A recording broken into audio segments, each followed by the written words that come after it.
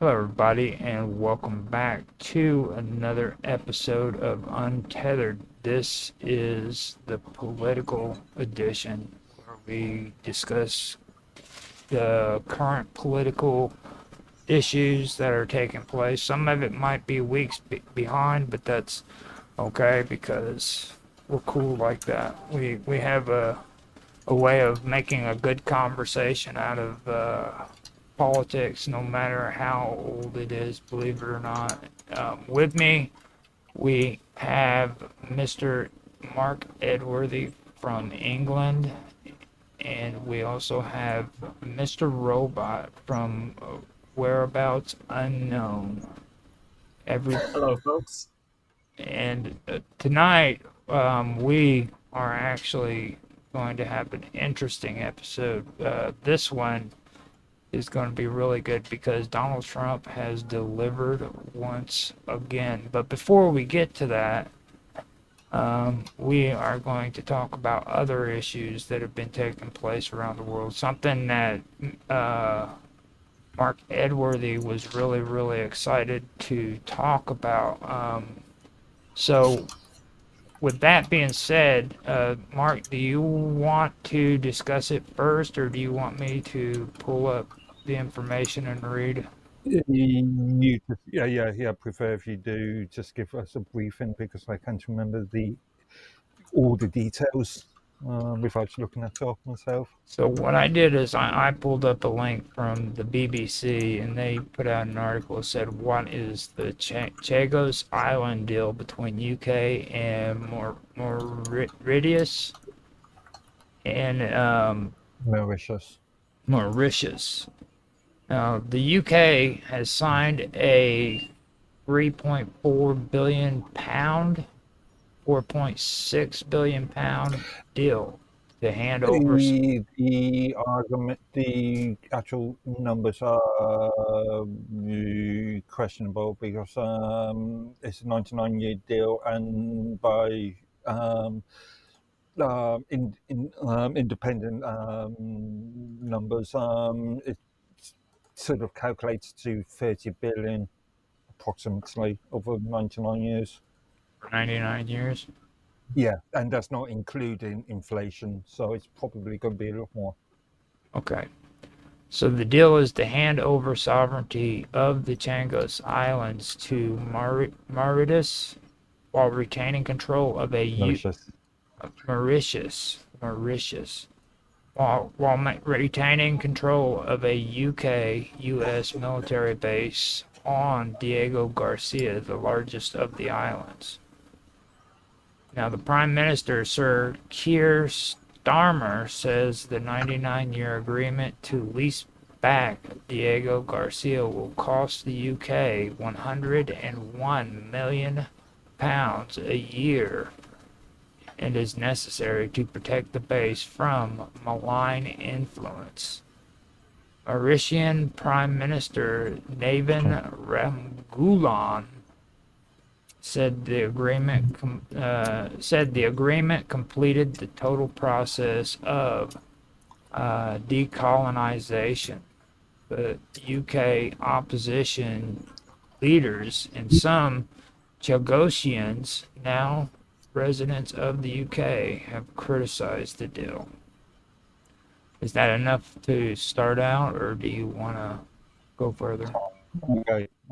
A couple of things. Your 1.1 million per year, it doesn't account for inflation. So again, it's going to probably be a lot more than that in real terms. And also, I noticed you said return back, but it was never Mauritius territory in the first place. It was brought from Spain to England.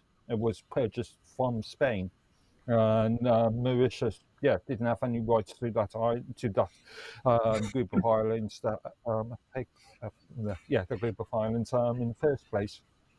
They got no rights over their own land. How convenient. It's not their own land. It never has been their own land. That's the entire time. Yes. So the Yeah. Spaniards were natively born Typical there. British. Typical British. So the Look at the history of it. Um, was it an empty island when the Spaniards got there? It would. It Debatable. wasn't an empty island, but it wasn't. It Just was never savages. Just in savages there. Mauritius water. It's never been recognised as being part of Mauritius waters. It's within the international waters, sort of. And who recognizes these things? England. England. Locals. It's England. Irrelevant. That's like saying that England. the US is still part of Britain.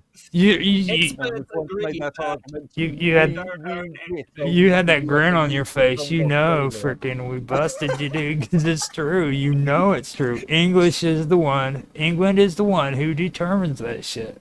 Hey, Actually, Yeah. no. It's based upon you. Currently, it's based upon UN You legislation. mean the European UN? I'm talking about the United Nations. oh, is that what they call it these Set up by days? the Americans and the English. Based And the out of French. New York, of course. You know, the UN based out of New York City. Just down the street Yeah. from freaking the stock market, I believe. To the Commonwealth of Nations, as was pre-1946. Hmm.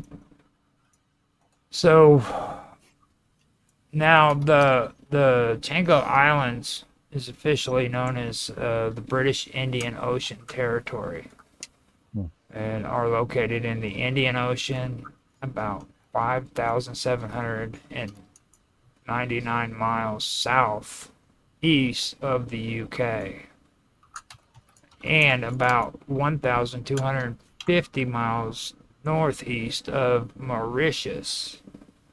The island, also known as the Chagos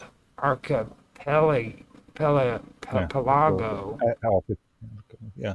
Archipelago, comprised the 7 atolls with about 60 individual islands. Were separated from Mauritius in 1965 when Mauritius was still a British colony. Now, Britain purchased the island for £3 million, but Mauritius has argued that it was illegally forced to giving them away as part of a deal to gain independence from Britain. So technically, again, it was never Mauritius's island in the first place, because Mauritius at the time was a British colony. Well, it Well, was the Portuguese discovered it first, right? And who The just the British Spanish. get it. It was officially discovered by the Portuguese Portuguese then.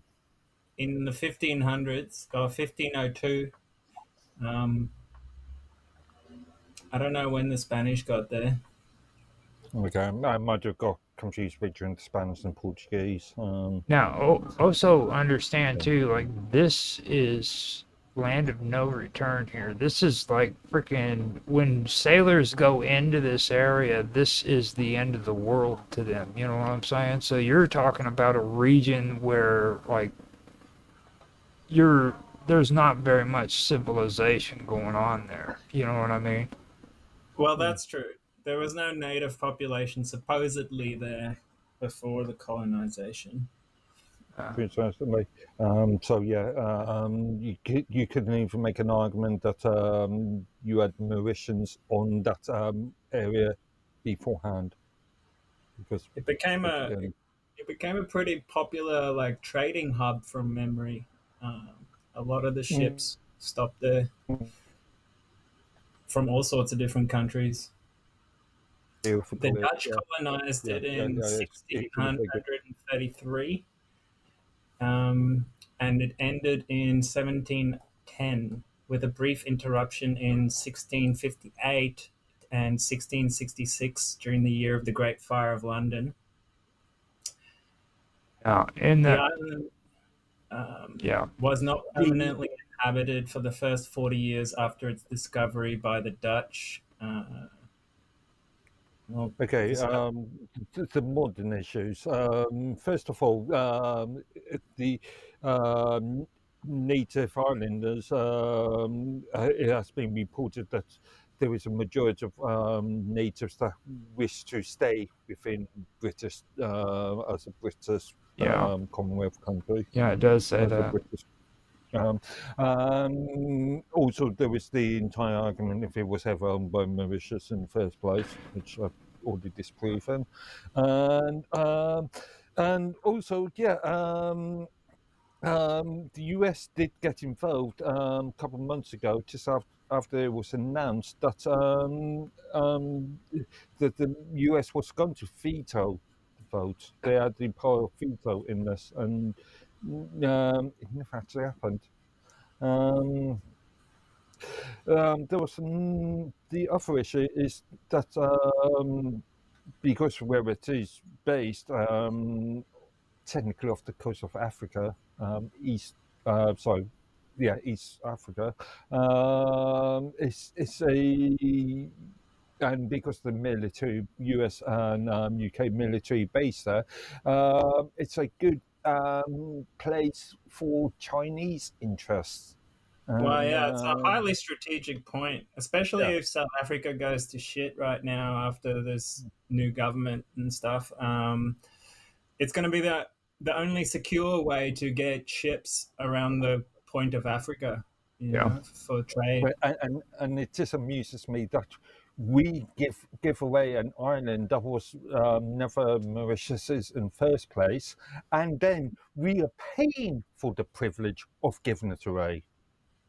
Well, also Yeah, let me point out something too. You mentioned When these. we are going bankrupt, when You it you was just announced in the last couple of days that uh, um, interest rates on international sort of money um, is greater than our yearly GDP at the moment by about 5%. Now, you made a statement that a lot of the natives want to stay with Britain, but let me also point it out that they're saying that these are natives that are currently living in England. So, like, you know what I mean? So, There is arguments for Jay Costigan's that actually lived there, wanting to be still part of England or part of Britain. I need to see the I facts mean, behind that. what's next? Are we going to have an argument about the Falkland Islands? Well, I mean, well, I think the English are actually going to aim to escape England too, there, because England's slowly falling apart. Well, Great Britain is, and yeah, there has been reports about business owners and millionaires just leaving Britain because of this current situation. now in And obviously, that will affect things like jobs, wages, GDP, and now the to help the United States understand this, people in the United States in the late 1960s, the British invited the U.S. to build a military base in Diego Garcia, the largest of the Chango Islands, and they forcibly removed thousands of people from their homes in the process. Some of those Chongosians ended up in Mauritius and the Seychelles, but and also others, Britain as well, but all the other ones settled in and the possibly the UK, US, most and possibly the US as well. mostly in North America, Crawley and but West basically. Sussex. So you have like the majority of them in UK coming from Crawley and Sussex. So these aren't poor people, you know what I mean? They're coming from Sussex, which has pretty much the upper echelon of the English down in that region, right? Uh, Remember, we're talking about what now 50, 60 years So they might not have been poor at the time, but again, 60 years is a long time. Well, I mean, I'm just pointing it out. It's like if you look at old 1960 television shows of like what Beverly Hills here in California looked like, it would Yeah, it because you know or even if you have a look at when we were kids back in the 80s, the sort of big shiny sort of ideas of New York and California. right, they were, Look at them now. yeah, especially, well, I mean, I actually see it the opposite way because like we had Hill Street Blues, and it showed New York as like a garbage scale, you know what I mean? And now it's all built up and looking nicer in New York than what Yeah, it but used to be. also, it was Lewis Rossman, you know, the white to repair IT specialist. Was he was living in New York up to I think 2 years ago. He was doing a lot of reviews, a lot of walkarounds in New York, and looking at the state of New York City at that time, at present, well, really at the present time, and yeah, it's not as nice as we once imagined or once knew back in the 80s. 70s, 80s. So the UK has handed sovereignty of the archipelago to Mauritius, Archipelago. Yeah, archipelago to Mauritius, but will lease use of the Diego Garcia for a period of 99 years at an average cost of 101 million pounds a year. estimated, Yeah. estimated. Again, that's an account for inflation. So again, that's figures probably So way who gets very that money? conservative. The Uh, government of Mauritius, or Yeah. what? Yeah. And that's Okay. yeah, not, we Brits just gave away one of our territories, and you paid them for it. a strategical territory to a foreign country, and then we just pay them out of the goodness of our hearts. That's good. You So should give the yeah. rest of the land back to the people as well. Yeah, Oh, While but you're at it, isn't there I the agree. Northwest I think that again? would be why don't you awesome. give What? Australia back to Australia and Canada Okay, back okay. to Canada? You can have Australia, and oh yeah, I'm going to empty my bank account and give you all my money and all my That sounds wealth. good too. Shit, send it to me. I'll Yeah, give you my address. No, I'll let you you guys have enough money. send it to PayPal. Don't send it to my address. I don't want no death threats. Yeah. Don't worry about me. I'm just going to sit here and starve. I That mean, you're welcome to rent it off us. It's gonna cost you. now the UK will pay 165 million After pounds we already been paying in money. each of the first 3 Well, years. Okay. From years 4 to 13, it will pay 120 million pounds a year. Again, estimated. And after that, payments will be indexed to inflation, dude. Okay. they can afford it. They can afford it. Yeah. Again, we in the UK, even though figures recession or GDP figures are sketchy at the moment. We are technically bankrupt. Yeah, but the big corporations are Yeah, still but we making can money. afford it. Just get those printing presses running again, eh? You, Yeah, just print more money. you know who the big, The American way. you know who the Five Eyes Alliance are, don't you? Well, yeah. I mean, You got the UK, the US, Canada, Australia, and New Zealand. hopefully they stop paying them and then they close those eyes. According to this, Sir Keir said continued use of Diego Garcia as a military base had been signed off by members of Five Eyes alliances. And the U.S. will well, yeah, I pay. can Doesn't sound imagine. dystopian at all. And, I can and imagine Australia, Canada, New Zealand being okay with this, but the US at this present moment, again, there was talk about the US veto and the agreement. according to this, the U.S. will pay for running costs of the base, according to Secure.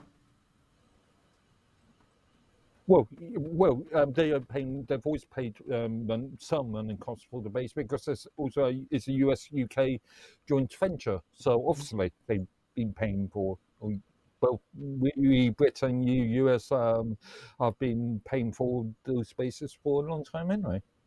Now, you guys are also setting up a £4 million trust fund to support Chagatians. Yeah, where's that going to go? Where in effect is that going to go? That's going to go into the pockets of NGOs in reality and politicians. That's where the money is these days. It's going to be filtered. It's whenever you hear these sort of things, you know that the money's going to be filtered. Administrative costs. Yeah, precisely. And under the Well, those lawyers and accountants do need paying. now the messed up part. Never pay them enough. The messed up part about this deal is under the deal, although Mauritians will control Diego Garcia, it will not be allowed to resettle the island. So they will never be able to resettle that island. They'll just be able to draw money from it. Like fat cats in Essex. Well, that's the cunt's word in the deal, but who's to say that may not change in, let's say, 10, 15, 20 years' time? Well, I mean, they've been in England now for 65 years. They're English now. And Yeah, sorry, I thought you were talking about the Mauritians. You were talking about the Mauritian government. well, yeah, you're right. Yeah, Although you're right. Governments come and go every 5 years. You're right. This is just going to become another billionaire escape hatch for the nuclear war that they want to start. Well, they're going to have underground bunkers there in like 2 years. They've done that. That whole region right there. Tripoli. Look at Tripoli. Look how horrible that freaking government is right now, and the way the freaking whole region is in that area. I mean, they have completely just destabilized that whole region. You know what I mean? I would argue that's been going on ever since World War I anyway. Right. If not beforehand. It's just horrible how that whole region is. To be honest with you, the fact that they're even getting money is a miracle. To be honest, I've heard stories of people in Tripoli actually using the barrels of freaking those huge guns as like weapons where they walk around and shoot each other, dude. You know what I mean? Yeah, I'm not sure about it. This is in Libya, right? No, in Tripoli. Tripoli is crazy, dude. Like Isn't Tripoli in Libya? No, I don't believe so. I know it's close, but I don't think it's in Libya. It's Unless there's two Tripolis. Tripoli is right on. Capital of Libya. Yeah, you're correct. Yeah. Man, Libya. That's where Gaddafi was, right? Yeah. Yeah. That was such a beautiful city, like place, before they killed Gaddafi. They just totally wrecked that place. They were on the up and up. He got rid of their central banks and everything, and the country was doing really well. There's a lot of criticism about Gaddafi, but he was sort of the individual, the person that was keeping especially. Yeah, he was the sort of, stabilizing force in the region. He was. Yeah. I see this as just another way of oppressing the black man.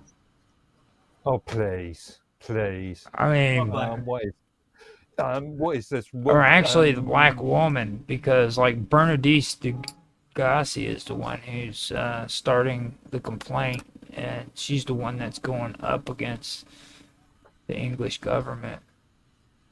And Who is Welcome to this? the woke show, as Bern- sponsored by Roger. Bernadette Degassi is Please. one of the two Chagosian women born in Diego Garcia, Diego Garcia, who brought a last-minute legal challenge over the deal Yeah. to the UK's High Court. She told the BBC, "I don't belong in the UK. I don't belong in Mauritius. I don't belong in Seychelles. I belong in Basically in the middle Diego of Garcia. nowhere. Don't belong anywhere on earth. I belong in Diego Garcia." Now they're It's like the And funnily tiniest enough, little place in the middle of nowhere. that really was ruled against in that morning, and in the afternoon, the deal actually was finalised. For me, It was done within less than 24 hours of the finalisation. you know, I bet when you look into the administration of these places, there's some like heavy hitters at the top of these food chains for sure. This stuff doesn't happen by accident. No way. We should actually look into that. Well, again, this goes down to the UK government, Labour government, basing all their movements on just solely ideology and having the extremely incompetent cabinet. I But mean, Mark, when has the government David ever done Lammy's an anything idiot. out of the goodness of their heart? Starmer Right. is a liar. right. And There's Robert, got to be an agenda here. What- There's no way they just did this for like the greater good. No, or something. No. it actually starts off as a conservative. conservative what? It was actually it's not by the previous conservative government. Well, see, Mr. Robot does But- have but actually something Lammy good to. and Starmer sort of Hey. woke ideological sort of. This is straight up yeah. political, dude. Like, what Robot said actually makes sense because, like, think about it. You got two black women who are freaking saying this, and then all of a sudden, freaking, they're putting a temporary block on the deal with freaking which only lasted less than a couple hours. That's what he's talking about with like they don't just do this out of the goodness of their own. No. You know what I mean? And Yeah, like, block- think about it, um, like the block woke was just a ideology PR itself in my view. isn't an actual ideology. It's an agenda. It's a tactic. It's still an right? ideological point. It's the entire sort of actually Marxist believe identity politics woke. Yeah, but it's a tactic. ideological- Yeah, it is. It is. It's a tactic. And then it says that the legal challenge had temporarily blocked the deal with a court injunction Yeah, when it was only for a granted. couple hours. But the High They Court didn't- went on to it was- dismiss the challenge. It's as much circus and bread. It's bread and circuses in reality. It'd be worth looking a bit deeper into like who are the driving forces behind this and who stands to benefit, because I bet you'll find something interesting there. I haven't actually done the research yet, but It's just the push on the woke identity politics, neo-Marxist ideals. that's the tool. But what is the agenda? Is what I'm saying. First of all, this like, military globalization, base is a secretive destabilizing military national base. states. Okay, in the Yeah, in the 1970s, the U.S. and the U.K. Jointly ran this base, and it was a secretive military base. Okay. Yeah, because it was the sort of Soviet, Cold War. Yeah, it had a airfield and it had a deep water port, as well as advanced communication and surveillance capabilities. So, and this is also the place where they were freaking pushing their radio propaganda over the airwaves. Remember, a lot of during that time, a lot of African countries were, excuse me, were susceptible to the entire Cold War argument. Mm-hmm. Now, there's no commercial flights to the island. Access is granted by the military facility or previously the British authority that ran the territory. Diego Garcia is seen as having high strategic importance because of its location and in the heart of the Indian Ocean. Now, during the U.S. War on Terror after 9/11 attacks, aircrafts were sent directly from the island to carry out missions in Afghanistan and Iraq. So that's what it basically is. And it, Like I said, it's always been a tactical, strategical sort of group of islands in they I'm looking it up now. probably even during the Napoleonic Wars. I would imagine there would be some sort of interest in that area. Mhm. I'm not sure about that, but I would have to check that. But I wouldn't be surprised. I'm doing an AI analysis on this deal to find out who stands to benefit. Now, the conservatives have criticized the deal. Party leader Kamai Bedenek called the deal an act of national self-harm. It leaves us more Agreed. exposed to China and ignores the will of the Chagosian people, and we're paying billions to do so, she said. And Reform UK leader Nigel Farage said the deal was not necessary and played into China's hands. The government, however, said the continued use of the military base in Diego Garcia would have been untenable without signaling the deal. They've never demonstrated how it was untenable. They've just stated that and never actually elaborated on that point. Yeah, I know that does seem kind of empty. It's a hollow statement, in my opinion. Like, that's the messed up part about it. Defense Secretary John Healey said, without this deal, within weeks we could face losing legal rulings, and within just a few years the base would become inoperable. So based upon what principles? And if you say international law, I would say you're speaking a load of crap. But based upon what principles? On what ideals?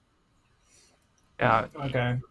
U.S. Secretary of State Marco Rubio, in a post on X, said Washington welcomed the agreement, which secured the long-term, stable, and effective operation of the joint U.S.-UK military facility at Diego Garcia, which is... Initially, they didn't welcome. Again, initially, there was rumors about the U.S. vetoing the deal. It says, which is critical to regional and global security. Now, Marco Rubio, he's kind of for Trump. He's even He used to be like a neocon type yeah, guy, wasn't he? he's And kind of now like he's become more moderate, like towards Trump's side. yeah. Marco Rubio is kind of like the wild card. You know what I'm saying? Like, just because he says it, don't think that's coming from Trump's mouth. Yeah, he's always reminded me of the so-called the proverbial leopard that likes to change his spots. Yeah, Possibly. Yeah. so He's a unknown factor. But here it talks about this strategic leverage and regional leadership. By permitting continued UK-US use of Diego Garcia, Mauritius positions itself as a pragmatic mediator between Western powers and the global South. The agreement prohibits Mauritius from allowing third-party military activities on other islands without UK consent effectively granting Port Louis veto power over Chinese or Russian ambitions in the region. This clause elevates Mauritius's role in the Indian Ocean security dialogues, potentially aligning with India's security and growth for all in the region. One thing, Global South, I really hate that term. Same as what's the other term? International community. Really do not like those terms. But So the US operates the base there since 1966 agreement and views Diego Garcia as irreplaceable for monitoring maritime choke points and deploying B-2 bombers. By securing a 99-year lease, both nations mitigate risks of expulsion through litigation or UN intervention. Uh, Financial and legal trade-offs. The UK's annual £101 million payment, while framed as a lease, functionally resembles reparations for colonial injustices. However, the government defends this as a About time. cost-effective measure, representing less than 0.2% of the annual defense budget. About time those English got what was coming to them, dude. I'm telling you, man. They're just freaking horrible, rotten. historical injustices. What a It's a common theme. It's ongoing. It's ongoing. Every supposed colony, dude. Every supposed colony. Everything that was ever involved with England just seems to resonate with this theme. Like every single neo-Marxist statement. Mauritius, okay, the Mauritian Prime Minister, okay, yes, said it was a great victory for the Mauritian nation. He said that freaking our country is elated that this 60-year struggle is finally over, especially for our brothers and sisters who were forced to leave their homes. So that means that these people were forced to leave their homes so that the English and the United States could go in there and build a military base and say, "Get the hell out of here. We don't want you no more." Their people, Mauritian people. Can you show my screen for a second? That's where I just want to show people where these places are. That's where they went to. They went to Mauritius. Yeah, but it wasn't their people in the first place. No.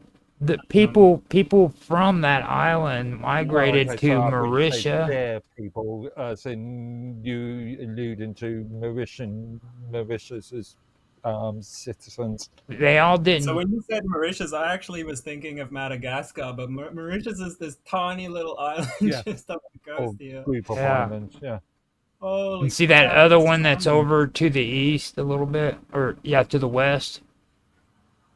To the west.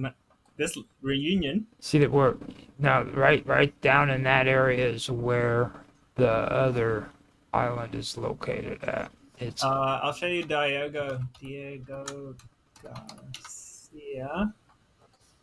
Mauritius is right. So this is Diego Garcia. Just zooming out. It's in the middle of nowhere, basically. Yeah. I've seen especially on Twitter. No, Twitter isn't a very good place for these sort of things. It's right down here. People criticize see that funny little boomerang shape right there in the water? I've seen a lot of people criticizing Starmer and the Labour Party for, in effect, committing treason. And in reality, I have some sympathy for these views. It should actually be part of Sri Lanka because, it's right there. It's kind of part of this landmass area. It's outside the 25-mile national waters. Yeah. Wow. This is. But when you're looking at land masses, when the ocean was lower, this would have maritime law.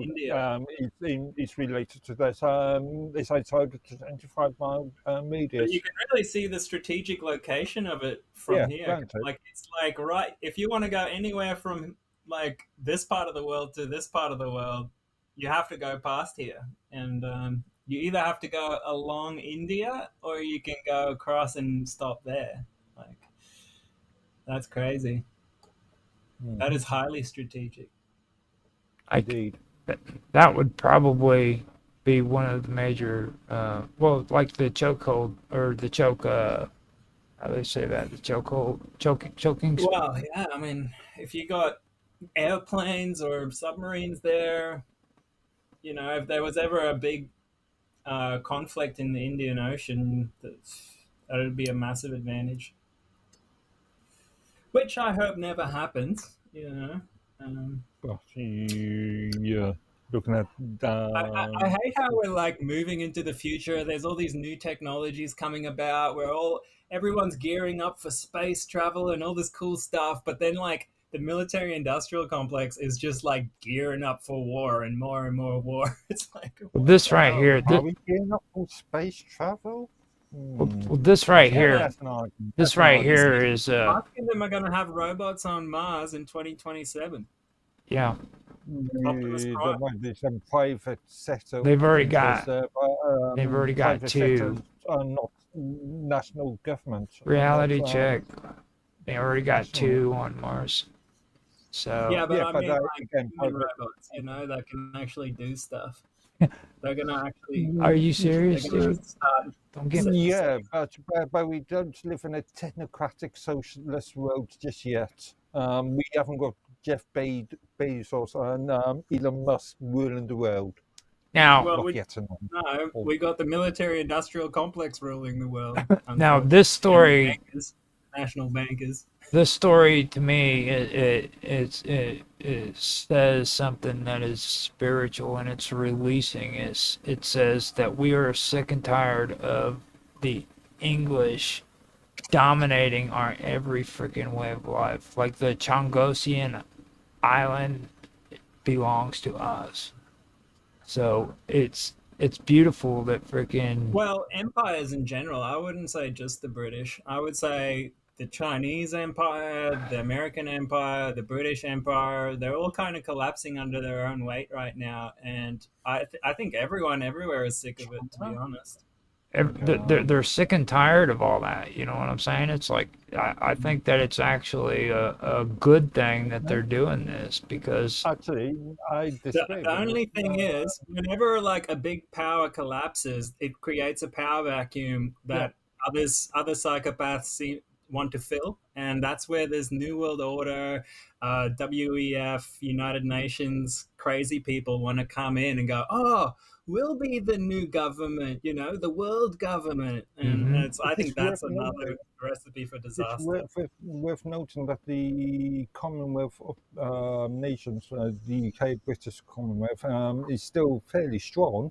Um, Countries such as Australia, New Zealand, Jamaica, But the thing is, but, you could argue that it's a controlled collapse, but you can see the fiat currencies of the world is like losing its value, and that is going to create a recipe where people can't afford the basic things they need to survive, and that will create yeah, revolt. but nationhood and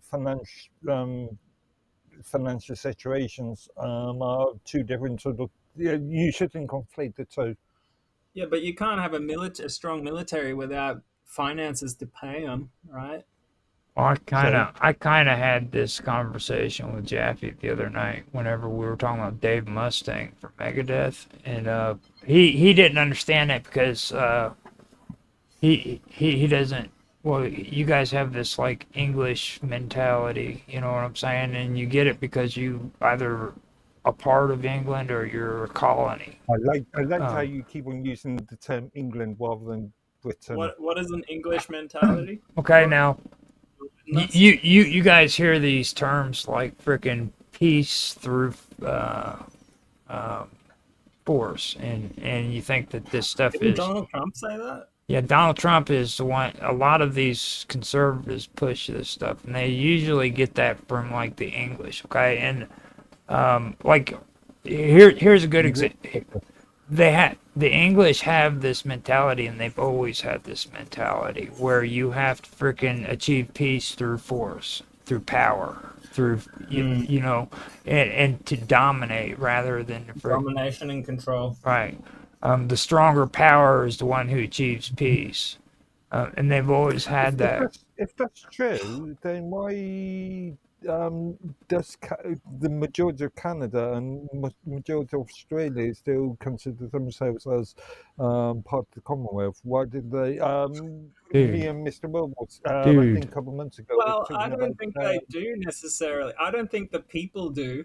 I think that the legal system does. But when you ask Again, the average person, they don't think about we that were stuff. discussing on Matrix chat a couple of months ago in relation to the Australian referendum of what 15 years ago, What about it? the Australian vote, Uh, the federal election or the referendum? the referendum, Well, we and had a Australia had a referendum to get rid of the British Empire. The British, or whatever you call it. to get out of the Commonwealth. Yeah, yeah, to gain their sovereignty. But the thing is, the thing was rigged because like the people didn't get to say how it was worded, so they worded it in a weird way that didn't sound beneficial. So a lot of Okay. people didn't end up going for it.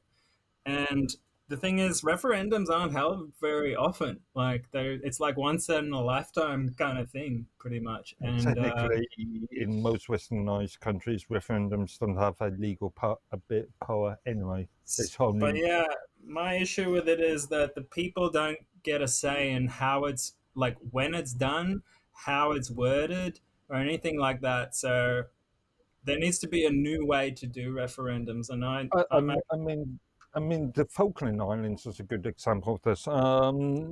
The Falkland Islands have been asked, the population of the Falkland Islands has been asked on multiple occasions if they want to stay British or if they want to join well, look at Argentina. Brexit, right? Did you see the whole Cambridge Analytica scandal around Brexit and how they manipulated the population to achieve their goals there? Um, these things are like hugely influential, hugely powerful. So you get like massive power players come into the But mix and like try to remember dictate that what happens. the majority of the population voted for Brexit. The issue that we've seen since is the Brexit. The outcome of Brexit has never been handled well I've got my theories on throughout I the that. think entire. I've we got. need to have blockchain technology where we have referendums way more often and have it publicly verifiable so that we know it's legit. I It think is And we still need to have a way public. that we can like It debate has about how these things should. Of the mechanism doesn't really matter because course it it's a, does. It's the only thing that the matters. Brexit referendum was verifiable well, How? as an How? example. How Uh, can you as an individual verify that the votes are legit? big, or Uh, in that case, how if you have a blockchain, then what's stopping you as or Roger as a US citizen in voting in the UK election? well, what are you saying? How can I not vote in the UK no, election? what Yeah. stops me from voting in your Well, election? you'd obviously need some kind of mechanism of proving identity, right? That's what it comes down Oh, So to. you see, want now we move up to the socialist violate propaganda. people's privacy. Now you want to, let's say, destroy the concept of GDPR. You want to provide public with the full identity, personal identifiable information of an individual that votes. This So if somebody votes for, let's say, Trump in the last election, and that's been recorded in some sort of public file variable, yeah, could you not see the issues there? Mark, Mark, sit down, take a deep breath. Your head's about to explode, all right? But You can't you need see the some issues kind there? of you need some kind of verification of who you are if you're going to vote. Otherwise, like you said, it can be like You corrupted. do. That's how You bloody do Biden at won this in present the last moment. election. It's only been within the last 3 years that photo identification has been implemented into our electoral system, For and it's you Well, only what I'm been guys. within the saying last three is, years. For you guys, man. if And we, see, that's the thing that I have a problem with is because you guys and your ideas are trying to be forced onto us, which is all that shit right there you're talking about is completely Yeah, but I would unconstitutional also here in say the that United States. We the we don't US, we don't tolerate that US shit. and US citizen cannot speak because the US been pushing US ideals onto the No. rest of the world since I the guarantee 1950s, you more since socialist World War propaganda Two. from Europe and the UK is being pushed into the United States than anything we're pushing at you. You guys have freaking like this new real ID that's freaking getting pushed, and conservatives are the ones who are pushing it. That's the messed up part. No, that came from Blair. That is a Blairist idea. It's here in the United States now. Goes That's back, my yeah, point. this goes back to 97. This goes back to Blairism. And here in the Um, United States, the conservatives are the ones pushing that shit. You see? it was really a left wing idea. It was a Hmm. leftist idea. That's my whole it point. is an important thing to have, though, some kind of verification, but at the same time, it is a, a powerful, contentious issue because of privacy and so on, and how that Hmm. information is going to be used. But I would say we already have fairly good ways of determining identity in our countries, individual countries. That's not what I'm worried about. What I'm worried about is the mechanism by which we vote and how that can be audited. All right. The how you verify the individuals is like can each country can do whatever they want, but I'm more concerned about how can we get votes on the blockchain so that they're Why does it have to verifiable. be? Sorry, why does it have to be the blockchain or a Because blockchain? Remember, there is no blockchain is a singular technology that we blockchain. have now that creates immutable data that we know and we can prove is legit. And there But isn't another that, technology out there at the moment where we can have publicly verifiable data that we know we is can prove correct. that recent elections have been legit by just looking at the number of crosses that are marked on a piece of paper. Yeah, but I can't go and view those crosses. It has to be election You can officials and review the whoever data. does You that, you can. know. But with blockchain, we can make it so anyone on the planet can verify the vote, is what I'm saying. And that's what we Why? really Why? need when we want to create true referendums that actually do what they say they will do, you know. You can actually just programmatically make these things happen. And yeah, I would like to see like we've started a group on Element where we're starting a voting app, or starting to code up a voting app using blockchain and Oh, Rust. And so everybody has to have a device that can handle this application. yeah, it'll Therefore, be able to run are on any you device. demanding that everybody must now carry a Okay. device? Okay. Well, So Are so you it'll be able so to demanding run that so on your that they smartphone. okay. It'll cannot be able vote to run on your unless they've got a smartphone. smartphone? Okay. YouTube. Well, not YouTube. Hey 94% hey. of the planet has smartphones at the moment, Let's What and if move. Let's I? move. Let's What move if I on. choose Let's as move an on. individual that I didn't need a Hey. smartphone? Let's move on to the second subject here, because Are we. you? Oh, hey, hold on. Now, hold No, on. Roger. This is fairly important. Okay, you've actually done it, Roger. You made his head explode. What Mr. Robert is saying is that there is no such thing as laissez-faire free market ideology anymore.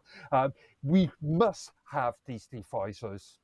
And how dare him It's state better. that? You could use a web app. You could use like a government provided computer if you want. But like what I'm saying is the That is code that technocratic the okay, so application hold of on. every Hey, hey, is hey. open source. Hold on to this now. This is good information and stuff. Don't get me wrong, okay? This is a good conversation, but we we've got to freaking get on with the topics, man. Thanks, Roger. Okay, so now I need a drink. you guys, you guys are starting to Market talk about winners, elections and optimize shit, my and life. freaking cryptocurrency and stuff. We were talking about. It's like I go to the bathroom, come back, and we went from Changos Island to friggin' talking about cryptocurrency and elections and shit. See, gotta be careful with you two. You're wild, man. All So, right. So what's the next topic? so the next one is Okay, next subject. the next Yeah. one is Qatar Airways places massive order for Boeing wide-body jets. That's a record, says Trump. Now, the U.S. President Donald Trump watching the chief executives of Boeing and Qatar Airways sign a deal under which the Doha-based airline will purchase as many as 210 Boeing 787s and 77X wide-body jets. Now, the agreement includes firm orders from Qatar Airways for 160 aircrafts, among them 130 787s and 30 of Boeing's in development 777-9. Now, according to the U.S. company, Qatar Airways has always taken options to purchase a further 50 787s and 777X. Additionally, Qatar Airways has ordered GE Aerospace turbofans, which will power the Boeing jets, according to the White House. Now, Boeing's CEO Kelly Ortberg and Qatar Airways chief Badr Mohammed Al Mir signed the agreement at a 14 May meeting in Qatar, attended also by Trump and Qatari Emir Sheikh Tamim bin Hamad Al Thani. Now, this right here is what I was talking about before. It's like shortly after president becomes president, he goes into office, he always makes a trip to Israel, and then after Israel, he goes to Saudi Arabia and he does his little rounds there. And every time he does that, these big deals like this always take place. Question for you. How long is this? How long is this deal expected to take place? I mean, just because you agree to a load of planes, it doesn't mean that the planes are going to appear the next day.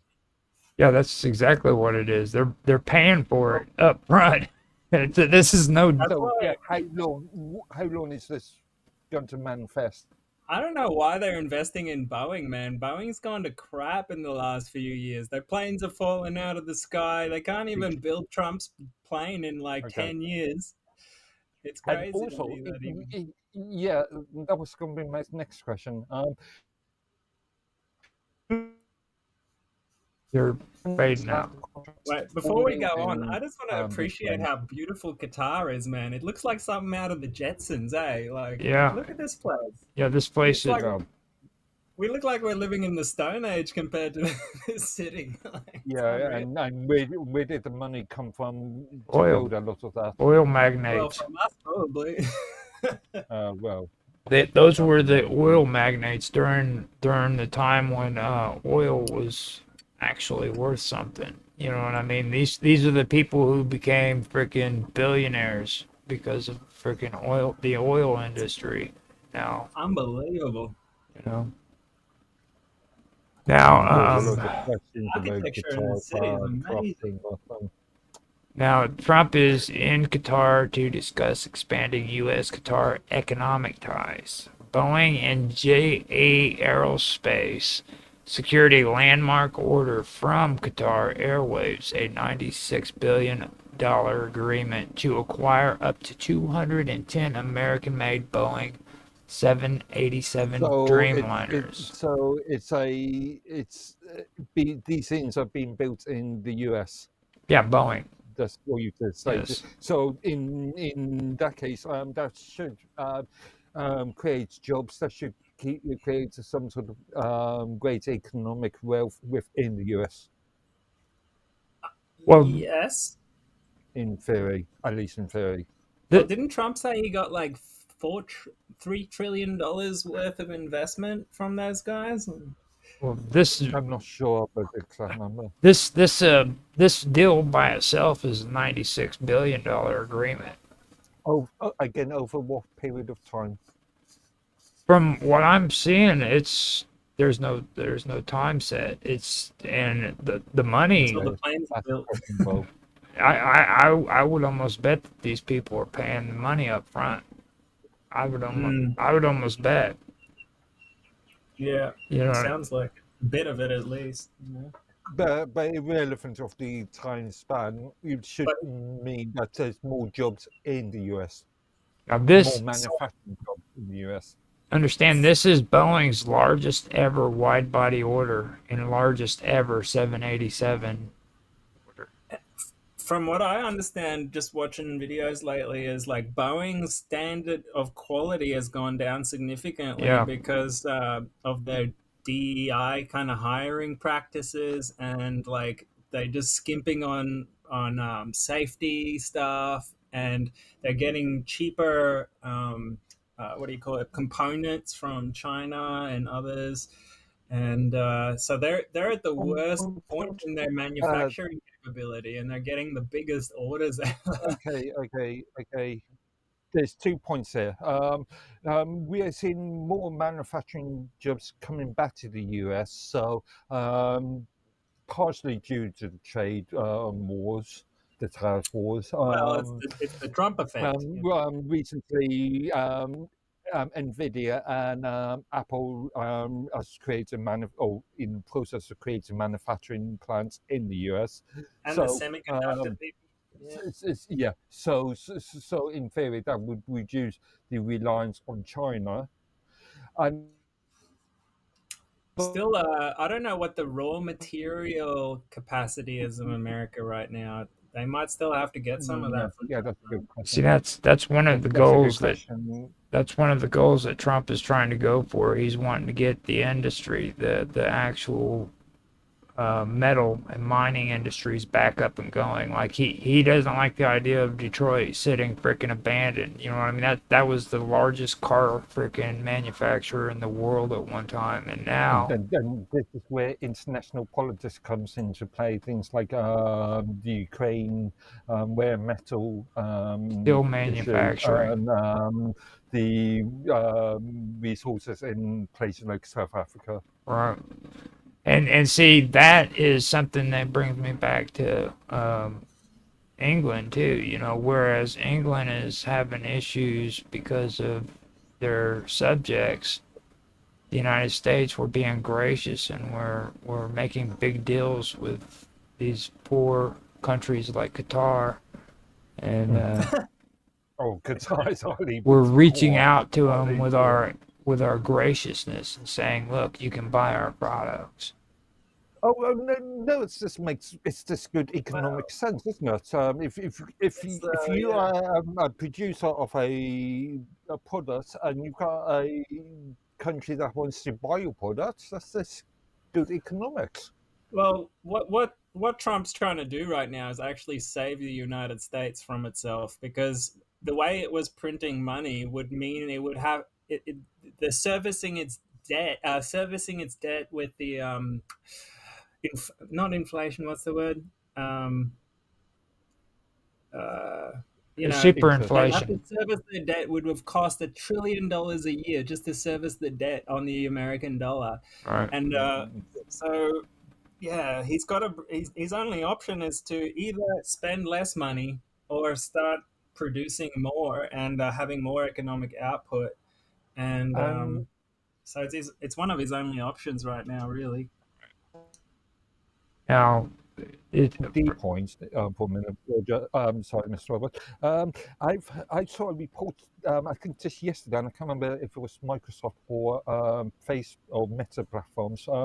One of them have just decided to reduce to fire something like end contracts of something like 600,000 employees. And I've seen a couple of other US-based companies that are reducing their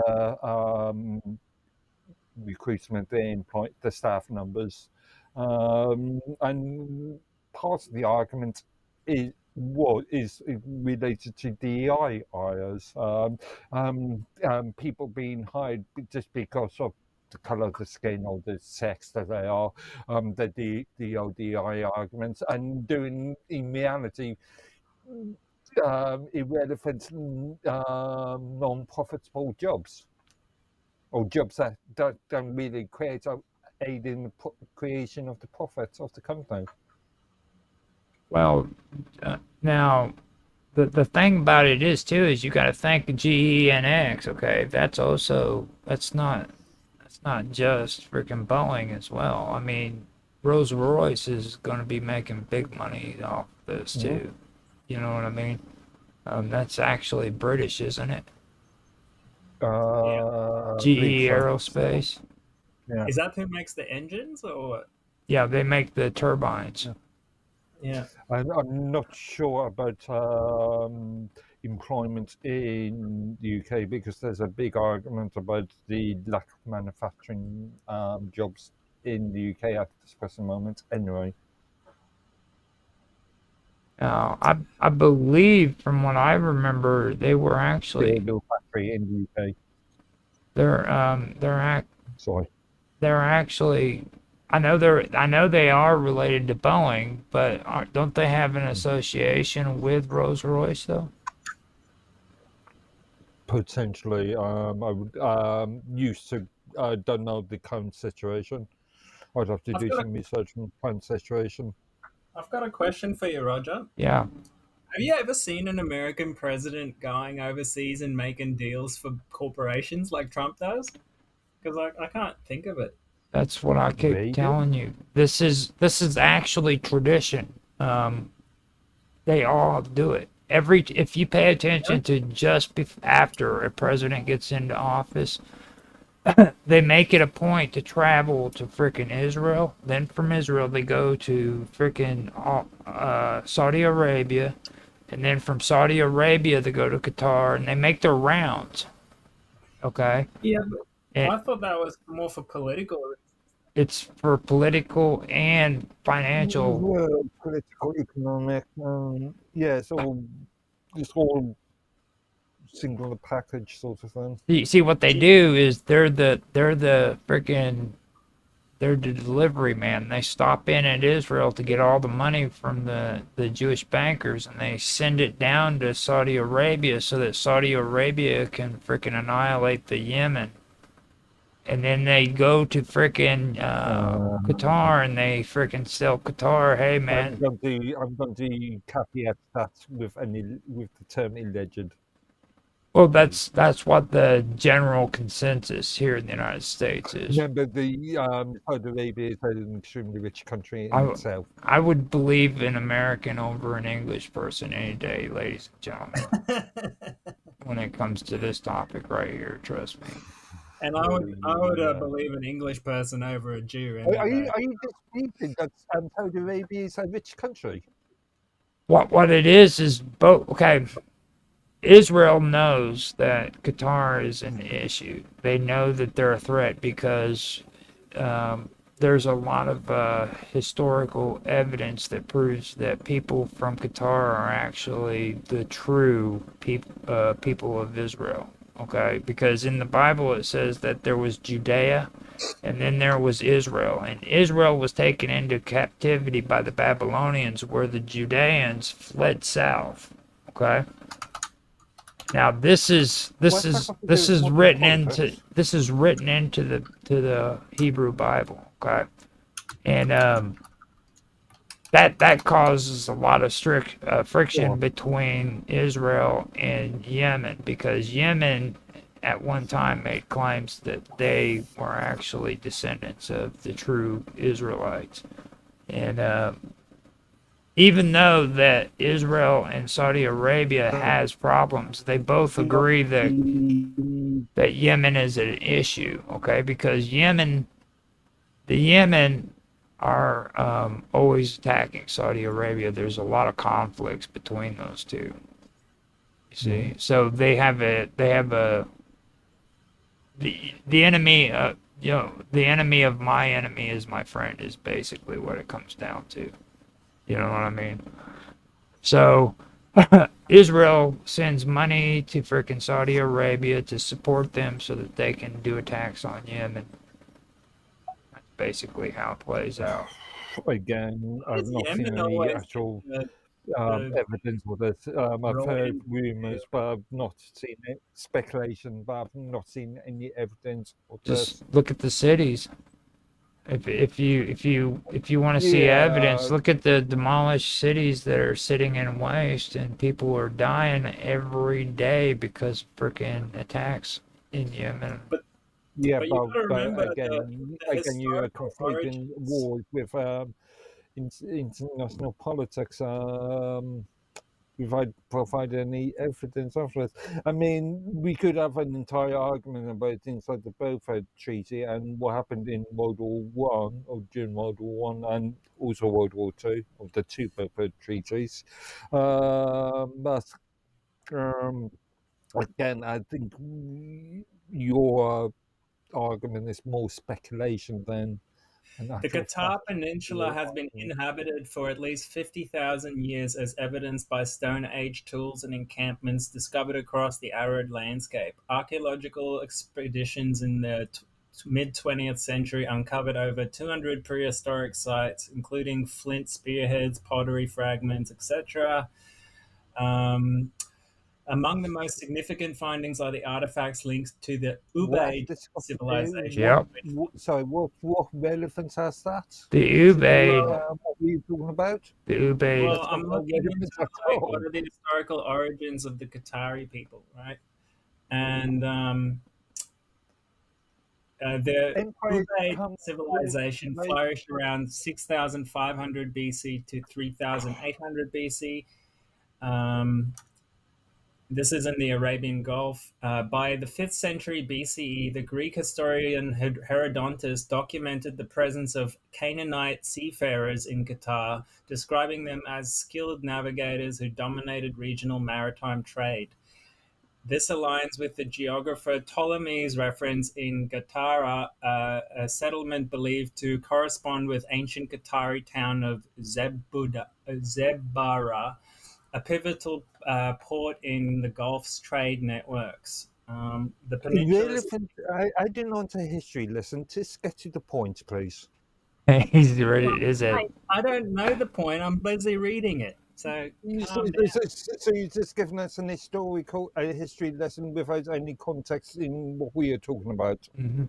Well, Roger just said that he thought that the origins of the Qatari people are Jewish, and I was just giving it a bit of historical context. What's wrong with that? No, I said that. I'm here. I I'm here to said. fact. I said that the Jewish people fled into what is now called Yemen.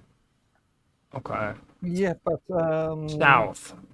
empires come and go. Persian Empire Okay. ended. The Yeah, but Ottoman Empire ended. I mean, now you're going to say the Ottoman Empire has got relevance on modern day Well, the politics. Ottoman Empire was never an ancient empire. Or the Persian Empire has got Yeah, relevance in every, the day-to-day modern I politics. was so relieved when I finally started figuring out the history of the Middle East because it was so confusing to me. And like, I was one of those people who always thought that the Ottoman Empire went back a really long time, but they didn't. There was actually Well, empires that were I before. mean, if you want to make that argument, then yeah, maybe we Brits should go back and invade Normandy and Brittany. Well, Normandy, you guys should be ashamed of yourself. With Normandy is actually a better example than when it comes to Tripoli. Instead of Tripoli, you should and look at Normandy and see what that's. I, bu- and you American, you US citizens should be speaking Scandinavian, Norse. like that was horrible actually. With Normandy isn't that right there where frickin' the Persian Gulf and or where Cairo and everything and the Persian Gulf comes through and or not no the Gulf of No, what is that the Red Sea isn't no, Normandy is north of it's north East France. No, no, actually North France. So the Yeah. Qatari people came from the Bedouin tribes that migrated across the Arabian Peninsula you've by heard the of 7th CE. The Bandi, Ugbad, and other Arab clans established dominance in the region, with the Al Khalifa tribe emerging as the key power broker. the So, Alco yeah. the Al Khalifa are what a lot of people consider terrorists today. Um, Hmm. now the Ubaid are also the ones that were hiding the location of Petra as well. Whenever Petra was discovered, the guy who found out about it had to lie to an Ubaid uh, and not lie to him, just not tell him who he really was, so that he would lead him to the city.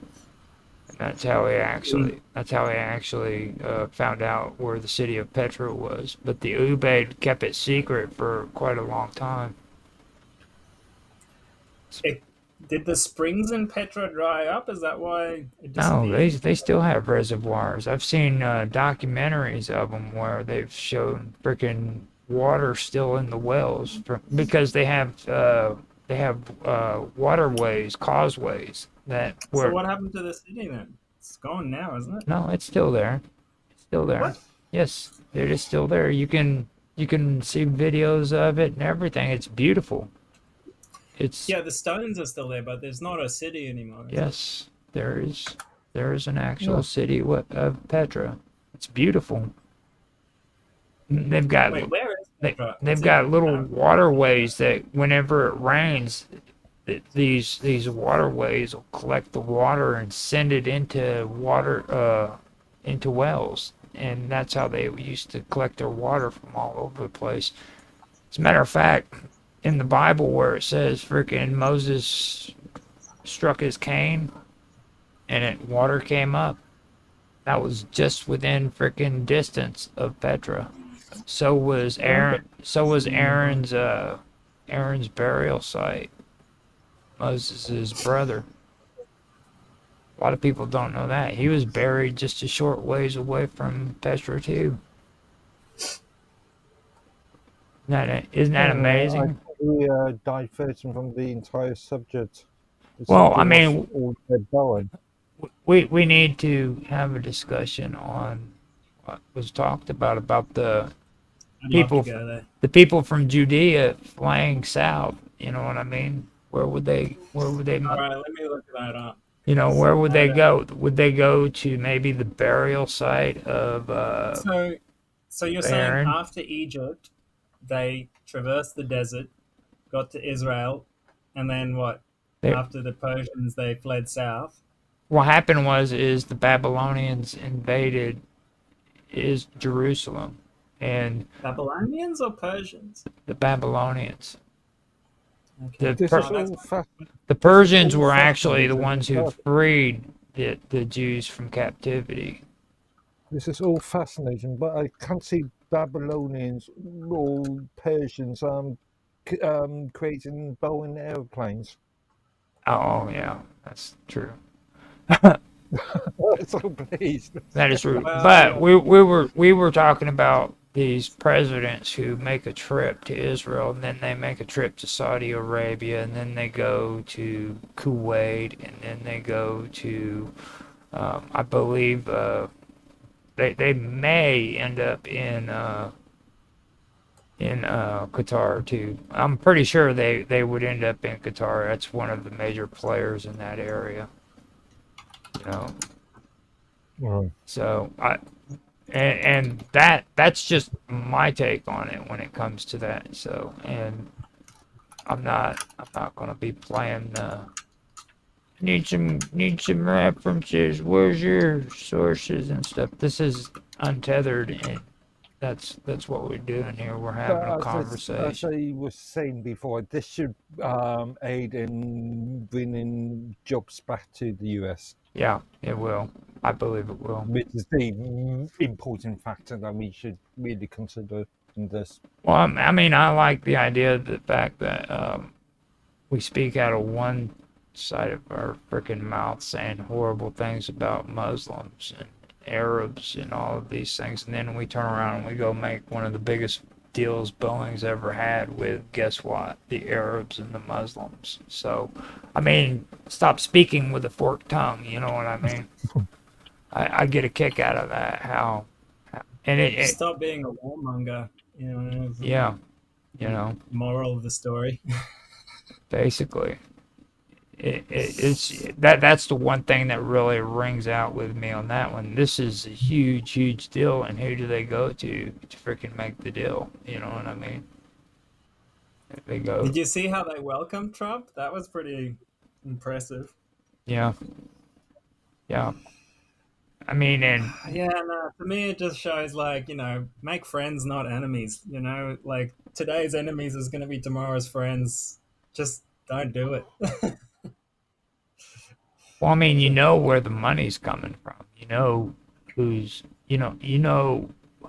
patting the pocket. You know, I mean that's basically the best way Things of money saying is it. going to be irrelevant in like 50 years.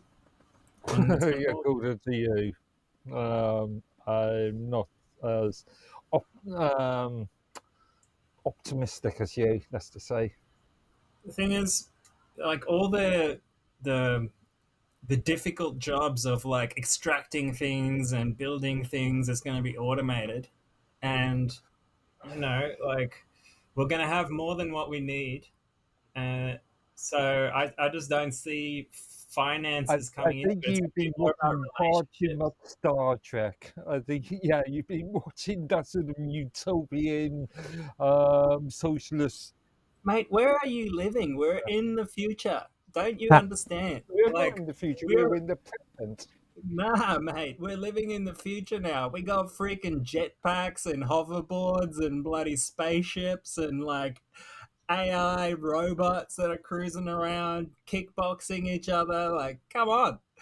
We're not Please, in the please, bloody please, Middle please. Ages And we all colonial times sitting anymore. down, tucking into our plate of Soylent Green. Soylent Just saying. Green, what the hell, dude? You see what I'm saying? He just freaking flips Well, you out. said we're in the future. This is that British mindset Yeah, that I'm but talking about. Soylent Green, dude, where the hell did you? Why did that even pop up in your head, dude? You know what I'm saying? You know what that movie's about. They're freaking taking people Yeah, and putting them in a that's. meat grinder and But he's talking about future. I'm just saying, yeah, that's a potential of future. all things you And could if we think say of, we live dude. in the future, Seriously, I would have thought of everything like runs. 1984 or something like that, but no, you have to throw Soylent Green in there. You know, I mean, come on, that is, I can't even remember what that's about. And everybody will be born in test tubes. yeah, And we freaking. all have a designated place of occupation as determined by our birth. Well, if some people get Yeah, their way, so that's that's the way it'll the. be.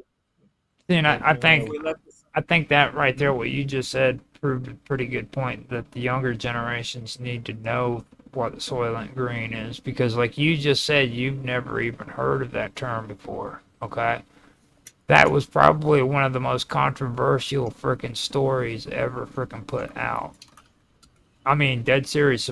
You'll hear everybody talk about like 1984 and the whole thing about that, but Soylent Green was just downright freaking insane. Okay, stormtroopers that freaking herded humans up by crowds and just shoved them into meat grinders for food, and they would feed them to the rest of the human population, dude. Old people. Yeah, look, that's what happens if we keep like letting psychopaths rule over us. But I think people are sick of But that now, and that I honestly that think I don't that think they Mr. are. Robot, I don't we think want they to get Mr. are. rid of Robot, these bastards. welcome to the future. I really don't think It's they are it's sick the of it. future if you don't do anything, you know. Then the only people that do something is the psychopaths. So I think if you play an active role in creating your future, we can create like Star Trek times. Psychopaths like or sociopaths like Blair and Yeah, if WHO. we keep voting people like that in, we're gonna just get more of the Uh, same. Same. these people aren't voted in. Klaus Shops was never voted in, not Well, by the he actually public. just got voted out, so Well, yeah, that's another but thing. who's going to replace him? Yeah. Well, The head of that's not really up to us. at the present moment is the head of Nestle, the company that stated not that long ago that water shouldn't bear human rights. Well, I mean, water should be human right. I mean, every Well, person. 100%. Yeah. Arizona freaking makes it a law where you can't refuse water to somebody who needs it. If they come into a freaking business and say, "Look, I'm thirsty," they need to have water. You know what I mean? It's your Yeah. job to give them water to survive in the desert.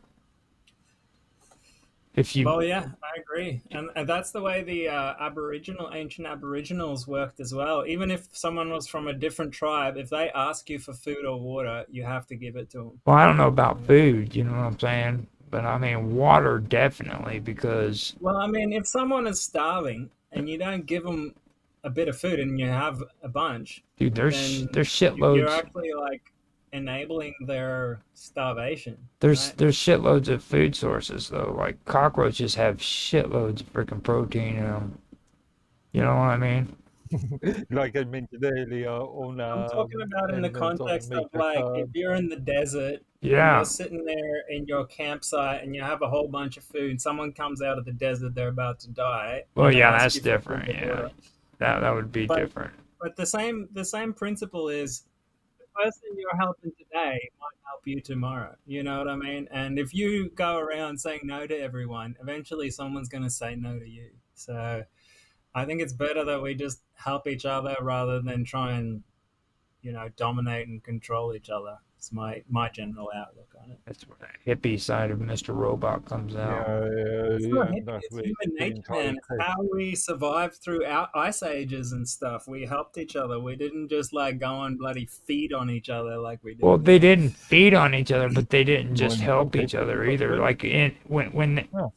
I mean, it was like freaking yeah, they did start communities eventually, but as time went on, you know what I mean? When they learned that they could do more with one another, but still they had to freaking hunt to survive. And you didn't harm your body freaking you knew that your body was the most important thing. You couldn't get sick. You couldn't freaking get into some kind of conflict that would hurt your freaking physical self. You know what I mean? They understood those kind of things. Today, man, people are And idiots. if you take that to its logical conclusion, then you've got things like Marxism. Not necessarily Marxism. That's a bastardization of it. More like cooperative enterprise. Where obviously you can't just have everyone leeching off the system. I'm talking about like when there's real need, but what I'm like, a lot of countries has social support systems and stuff like that, and that can be beneficial. But when the majority of people are just leeching off the system, then that's not good. But if everyone feels like they're part ownership in the future of your nation, then more people would want to play a role in it. what we're on and now is like then we're talking about cross-nation sort of things. not We're sort of then necessarily you're because like pushing globalization. no, because historically we've always sort of gathered in tribes, right? We've been in groups where we sort of resonate, and that's how Right.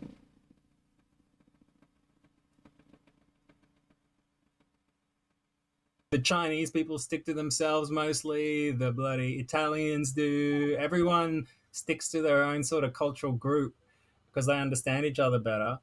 But yeah, there needs to be a balance there for sure. But what I'm saying is, we need to make people feel like they are part owners in their own future, partly responsible for their own future, and therefore want to participate in politics, in governance, in production, all that stuff.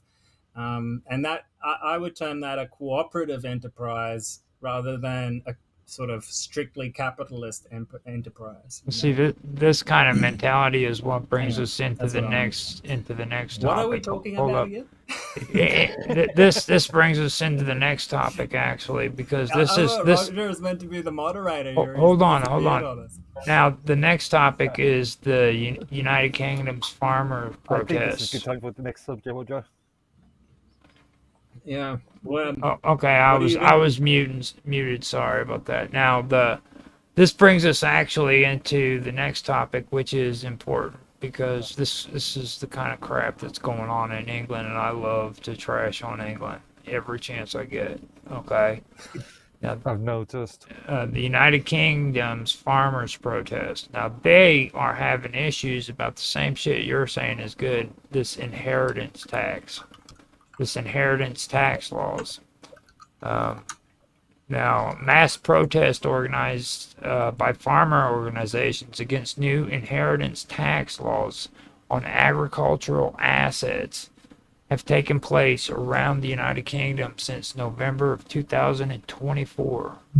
The new laws were proposed in the October 2024 budget on the Labour government and have led to thousands of British farmers protesting, including in Parliament Square and addressing MPs directly in Parliament. Now, the protests were a response to proposed changes in inheritance taxes on agricultural assets, which media outlets dubbed as a tractor tax. Previously, the intergenerational transfer of farms had been exempt from taxation as a result of 1992 tax break. As a result of 1992 tax break by the Conservative Major Ministry intended to protect food security. Now, in November of 2024, the local elected Labour Starmer Ministry announced plans to remove the exempt from inheritance taxes for farms valued over at least £1 million in order to generate revenue for public services, set to take effect in April of 2026. The new policy would see a 20% inheritance tax on farm valued over that threshold, half the standard rate of inheritance tax, and could be paid interest free across 10 years. I believe is what that said. So that's what sticks out to me. They're going after the farmers, and this inheritance tax is something else too that I think is pretty interesting. In the United States or in the United Kingdom's inheritance tax is a transfer tax. It was introduced with effect from 18 March of 1986, replacing capital transfer tax. The UK has the fourth highest inheritance tax rate in the world, according to conservative think tank, the Tax Foundation. This is Okay, in my opinion, the concept of inheritance tax is just a ridiculous concept in the first place because if you're purchasing or I think you froze up. tackling that, and I'm just going to state that I consider inheritance tax to be a let's just say ridiculous tax. It sounds actually like a pretty horrible freaking idea, to be honest with Mm. you. I mean, if you're actually supposed to be a free country, freaking, well, this actually, I don't know, this goes back to differences in constitutions too, because like our Constitution protects freaking people and allows them to freaking own private property. And that's what I asked you before is what is your guys' take on property? Do you actually get to own Well, property or are you leasing it? Yeah, well, yeah, yeah. That's the first of all, entire. I'll say this.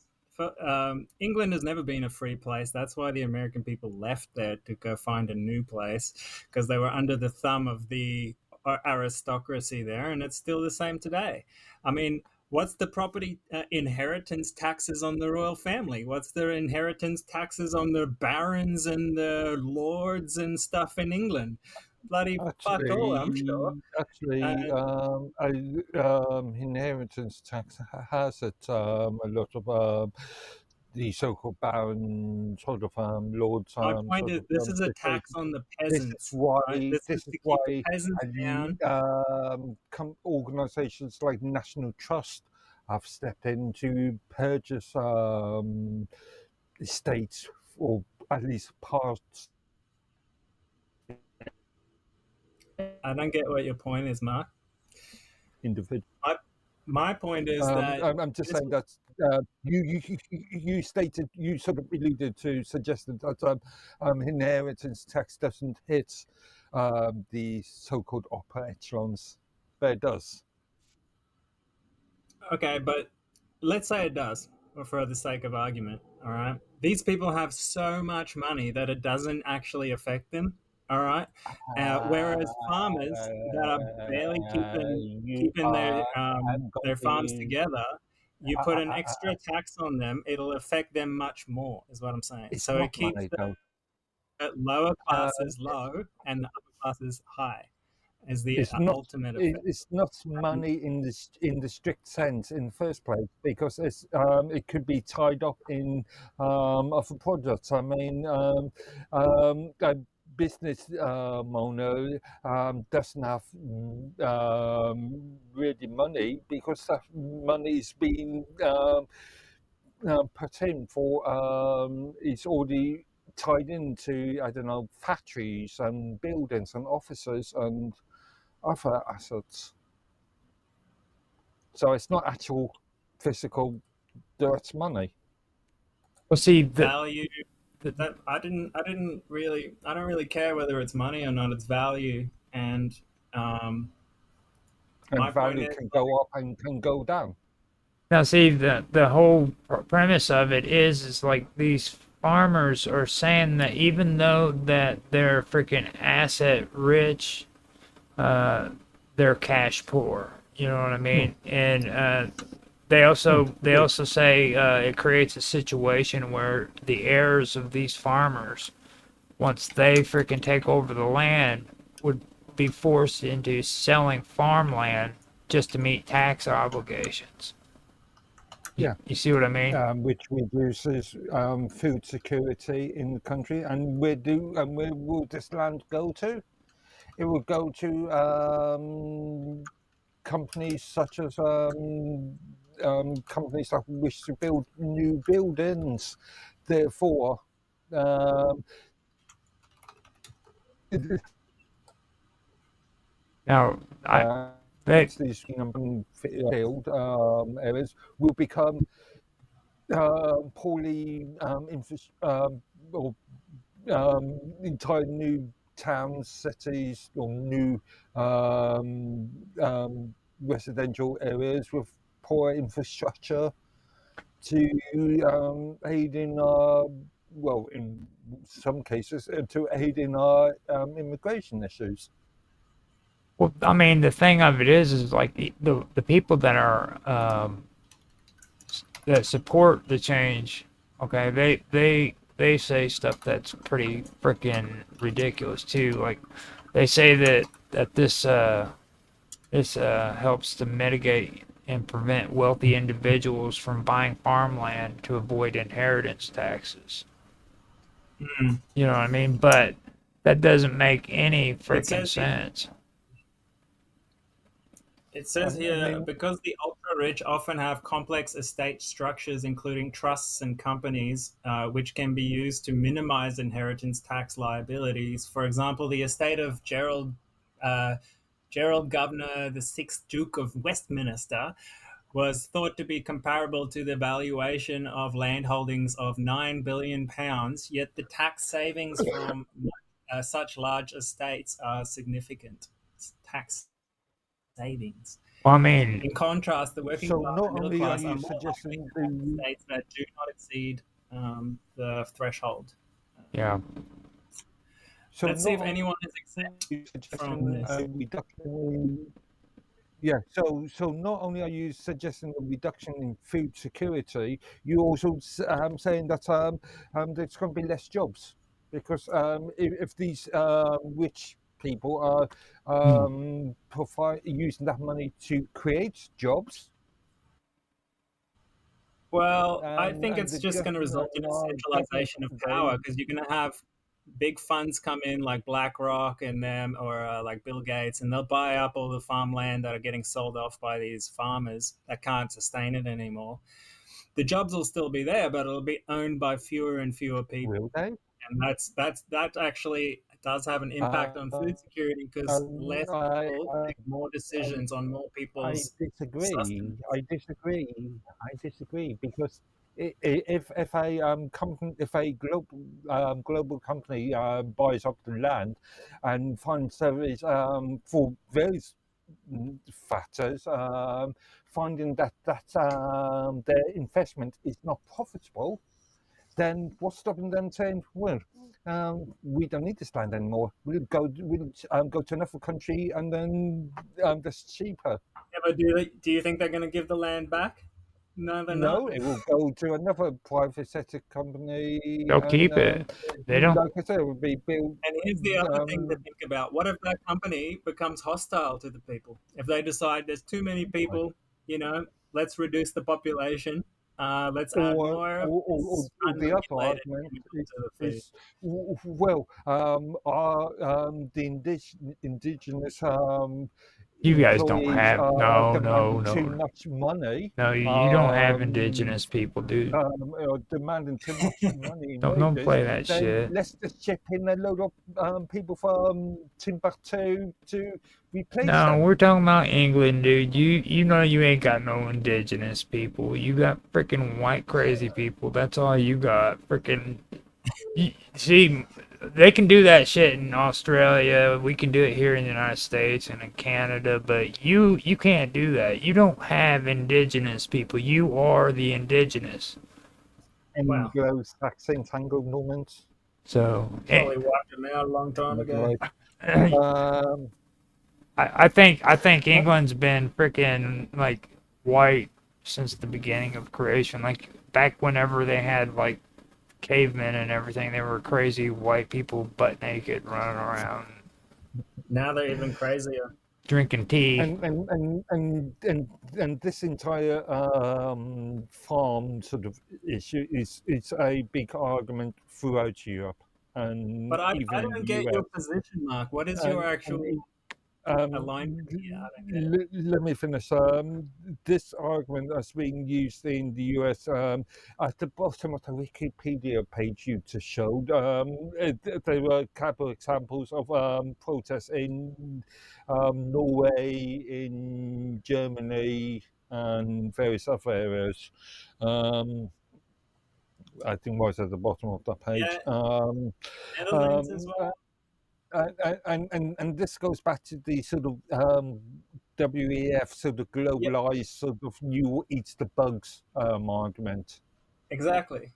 So you are agreeing that there is a systematic agenda to destroy the food supply of the West by multinational To centralized destroy food organizations. security. I won't say destroy the food supply. I would say destroy national food security. Why do you think they want to do that? Or what would be the strategic goal of Because the sort of globalized neo-Marxist ideals, ideology. I mean, for me, here in the United States, I don't know if you guys are aware of it, but here in the United States, I've become aware of the amount of money that it does cost for tractors. Okay, like now we're having like John Deere tractors are at their highest freaking selling rate when it comes to used tractors, not brand new ones, but ones that are being put on the auction block. They've hit record highs from all time, you know what I mean? And the price of these tractors are going up, you know. So But and also the servicing of the tractors are going up because of the proprietary software. Yeah, I've discussed this with both of you many times before. That John Deere is really a serious, it's a real issue when it comes to poor service or bad farmers service. like analog, old school, easy to maintain equipment? You know, they don't like this necessarily high tech, uh, Yeah, and automated farmers electronics. So are being forced to agree to contracts that they cannot service the tractors, their equipment themselves. right. yeah, too many hidden costs. Now, I want to ask both of you a serious question. With all that bullshit set aside, freaking seeing those farmers drive down Downing Street tell me that that was not fucking cool as shit. Which one? Actually, my own landlady from my place is actually a farm herself, and we were discussing this just after not the last protest, but I think the protest before. And she was saying that her two sons actually went to there and went to London in their own tractors and were part of the protest. And Now, Did you say the farmers' protest was cool as shit? Is that what you said? what they did is they freaking got their okay. It's always they've always said no freaking agricultural machinery is allowed to go into London. Okay, Uh huh. so a small group of a small farmers. group. It Well, was hardly a small group, well, that well, but yeah, perspective. Yeah, they ended up going past Downing Street. Okay, Wow. and of course, you know, it necessitated like a military action or police action. The Metropolitan Police had to take action on it, and it drew a lot of freaking attention. So This is kind of like the Canadian trucker convoy equivalent. yeah, and I like. nobody even heard about this shit. You know what I mean? I remember it was a few years ago. One of them took a big load of shit and just dumped it in front of Parliament. Yeah. In France, they I thought that was pretty sprayed badass. manure. They sprayed freaking liquid manure all over the freaking city buildings and everything when they were driving by. They just sprayed it all over it. but remember the French farmers don't hold back. That when they've got a complaint, oh, you will hear about that complaint. French people as well, like a lot of a Mm. lot of European and even South American countries. They don't take crap from the government as much as our people do. I respect So that. they don't get, in this case, they don't take crap, they give crap. Yeah, yeah, that's what we need to do. They should actually do it on the politicians' houses so that they have to deal with it. Now, Mm. let me get this straight. The inheritance tax, when you when you pay those inheritance taxes, does that make you exempt from paying all the other taxes in England? I don't think so. No, no, you still have to pay all the other taxes as well. That's you're eligible to pay. Yeah, Because I did. So inheritance taxes. There's an extra tax. it was like if it's worth over £370,000, it's a 40% tax. That's insane. I mean, that's a lot of money. Trump just basically wants to cut taxes for people under 15 million. You know, yeah, that's interesting. I think Again, I consider a lot of what the Labour government is doing, especially what the Labour government is doing, is just short-sightedness. Yeah, I can, and me talking about the actual money that the actual revenue that's coming from these taxes, from things like the inheritance taxes, quite a small amount in real terms. I think So it's beneficial if just it's like really, taxing old money that's been sitting there doing nothing for the people for like, hundreds and hundreds and hundreds of years. And like, I don't know, I think 15 million is probably a good figure on it. If people have like, you know, hundreds of millions of dollars just sitting there, it's probably beneficial for the country to have it eventually flow back into a fund that's going to there, benefit the there is country. a issue at this present moment in the UK where the government is suggesting, only suggesting at the moment, that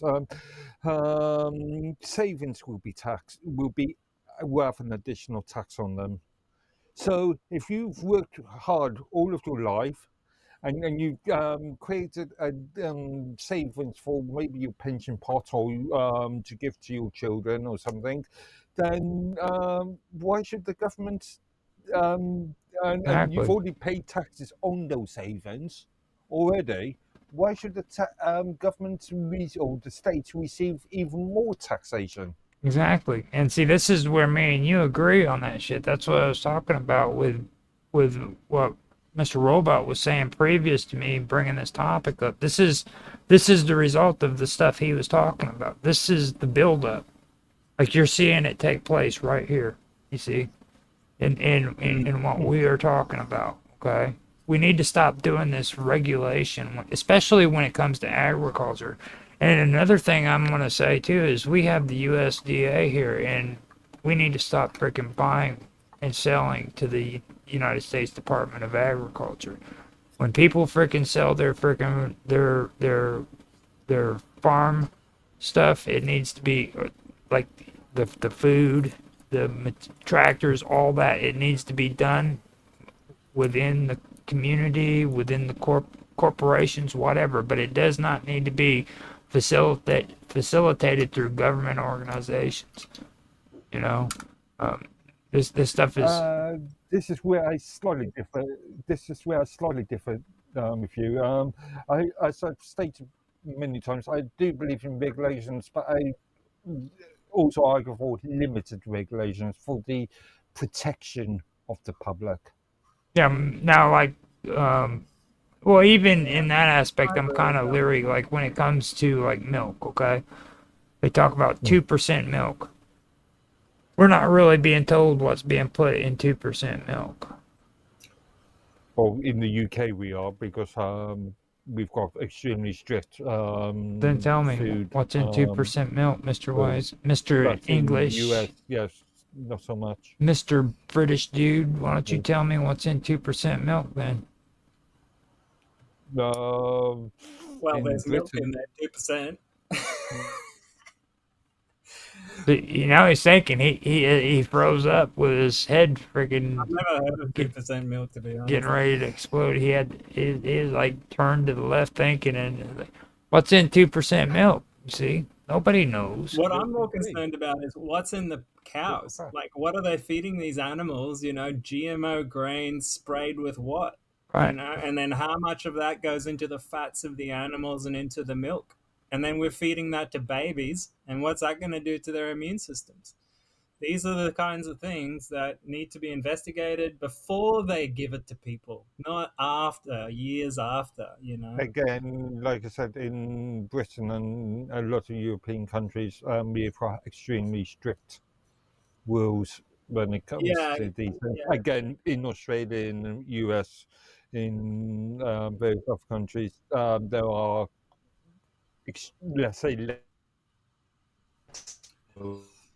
He's Yeah, the problem is money, right? Like wherever the money is, that's where the laws tend to go, and like the science tends to go. And I feel like we need to develop a better system for that.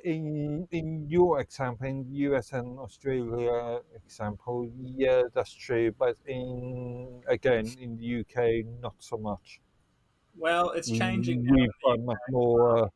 For a long time, you Um, actually had a government that cared about the people, but now yeah. you've got a malicious government, and it's changing, and now it's tending to favor the corporations over the people, He and that's always going to be the tendency, right? but again, when we're talking about the specifics of food regulation, Well, yeah. we just Well, had this conversation what kind of before. regulation it is. It's a matter of whether the government wants to do good by the people or whether they want to line their pockets with lots of money, Right. right? And in the end, you're always going to end up eventually with some greedy politician that wants to line their pockets with money. That's why you need to create okay, legal systems okay, that actually okay, can account for okay. that, have checks and In the UK, we have got the big interest.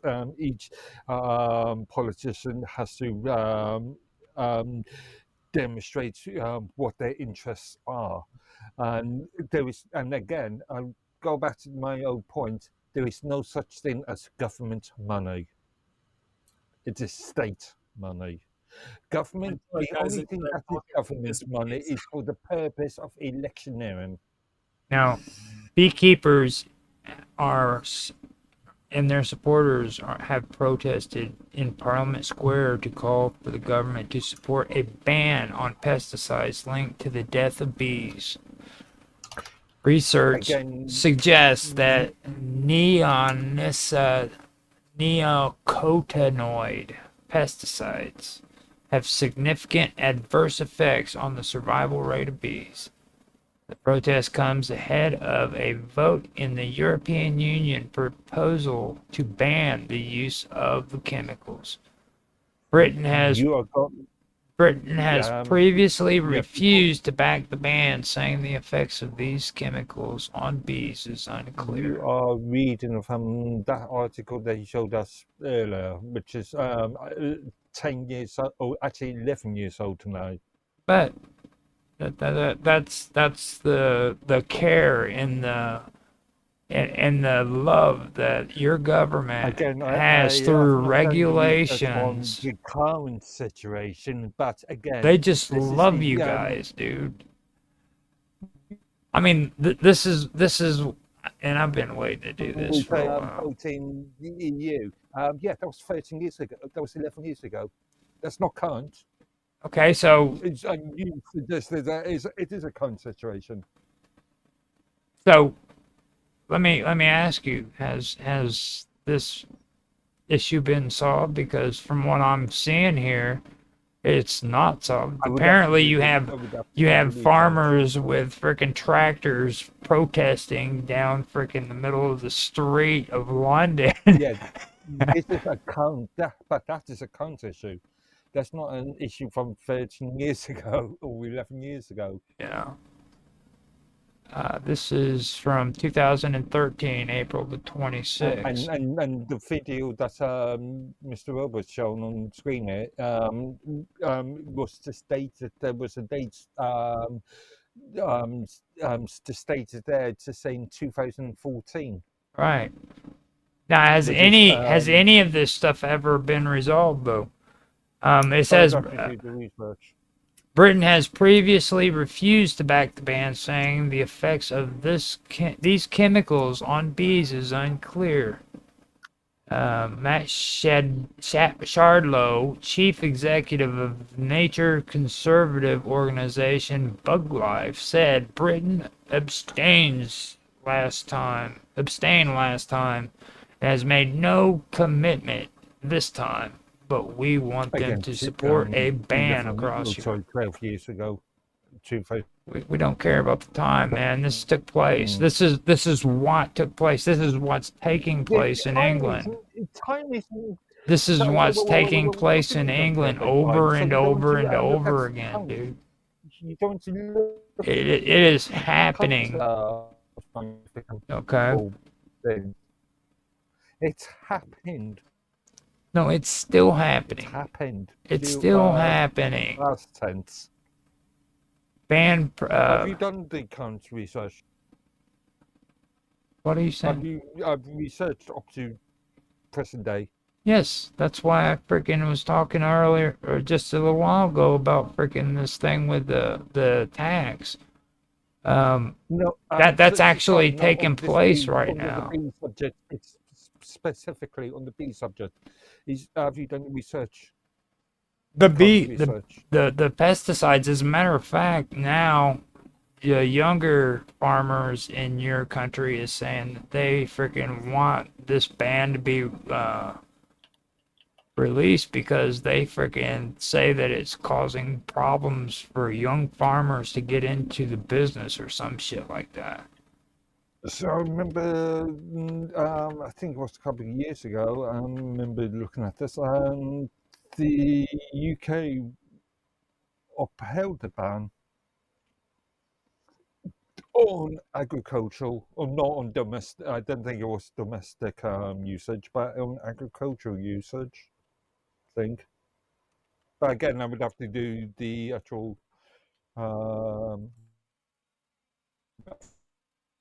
Yeah, it's the Area. The current GP license for glyphosate is due to expire in December 2025.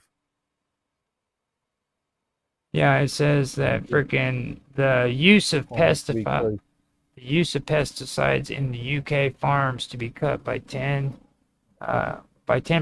by 2030 to protect bees. So they are just now starting to cut pesticides by 10%, and that'll be by 2030. And that's current, and you can find that in. Yeah, it looks like there is a, as far as the EU is concerned, I'm not sure about the UK. That's in the UK. But it looks like there is a 10-year license agreement between the people that create Roundup. Campaigners welcomed the news, but said they were disappointed that the target applied only to arable farms and not to urban areas and parks. The plan has been a long time coming. It has been delayed since 2018. The EU's target for pesticide reduction is more ambitious. Its member states aim to reduce the use and risk of chemical pesticides, as well as the use of more hazardous pesticides, by 50% by 2030. So the EU is outperforming the UK government, and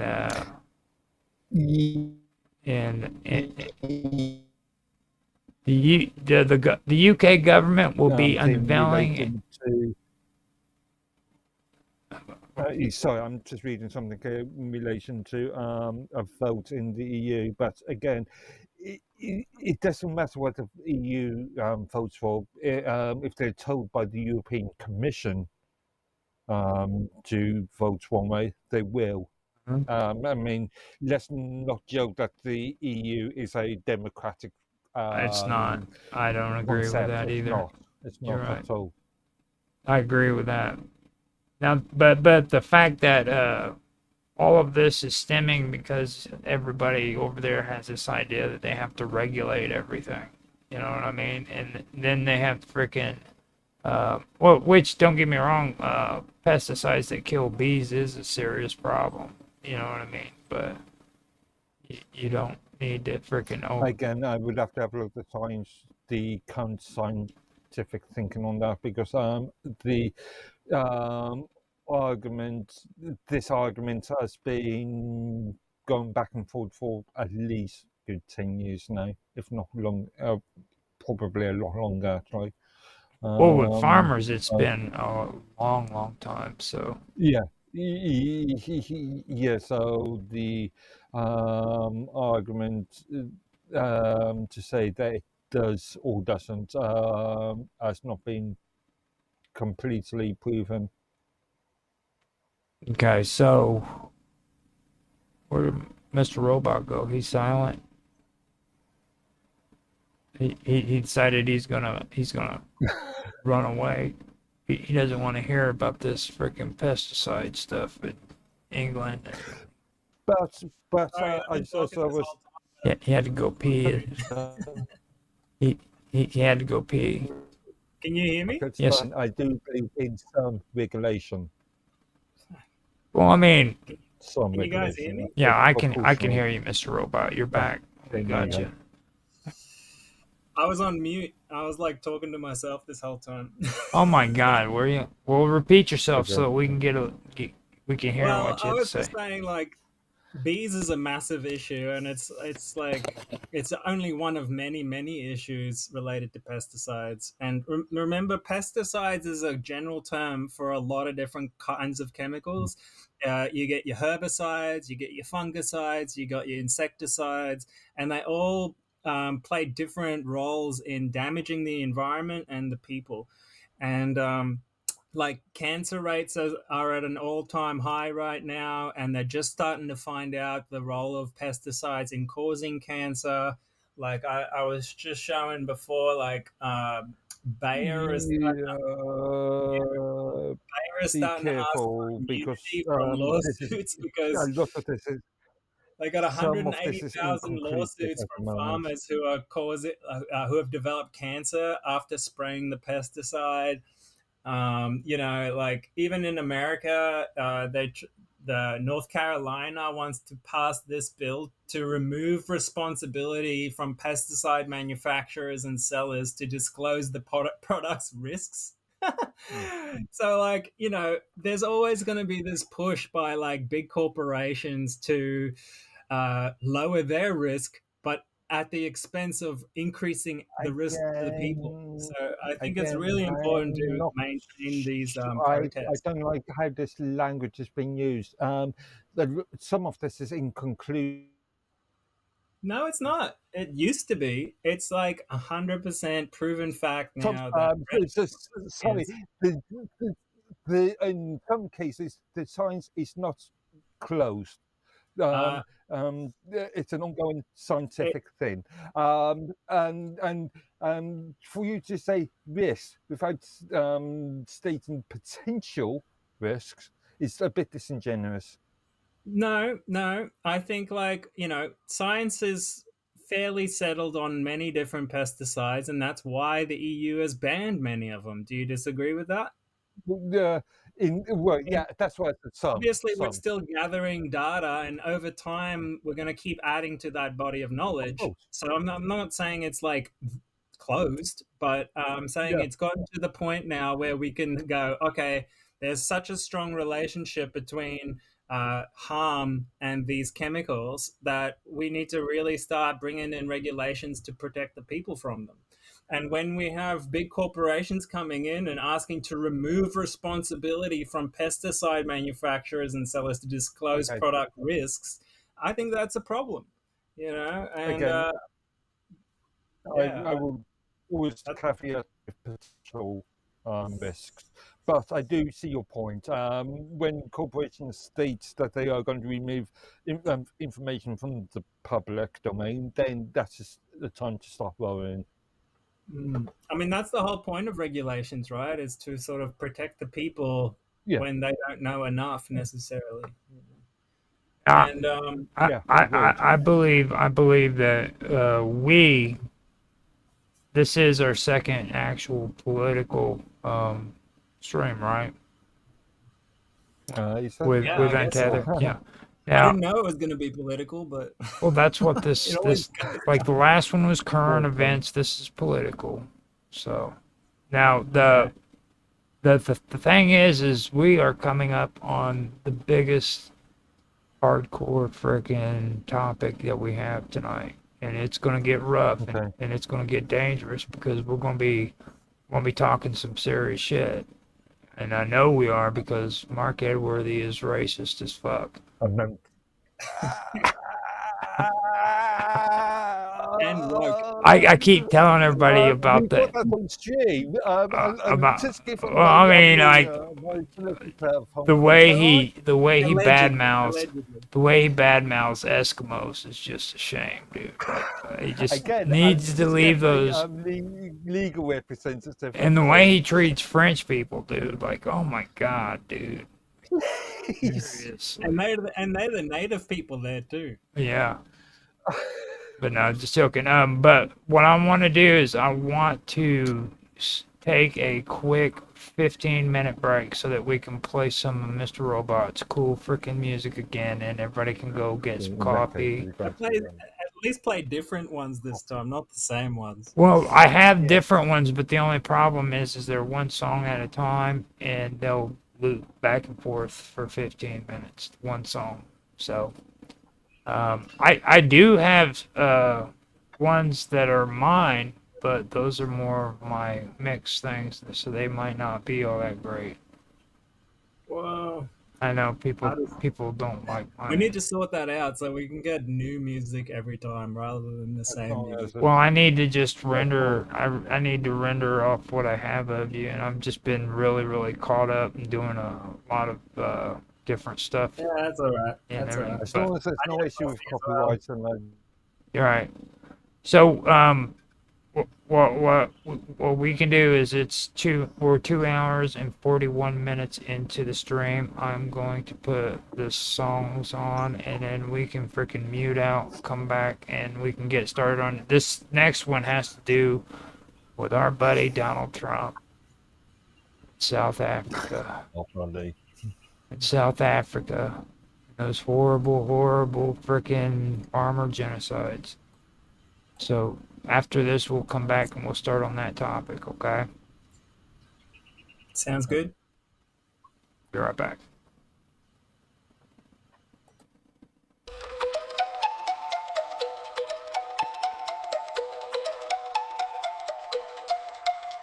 Awakening from an epic dream, awakening from the long dark night. Awakening from history, awakening from duality. The liberation of the human soul to consciousness of the one and all. The activation of the sacred plan, the birthing of a new man, a new man. When the light within is revealed, all the pain and suffering shall be healed, and the truth of love is our destiny, living on the earth in peace and harmony.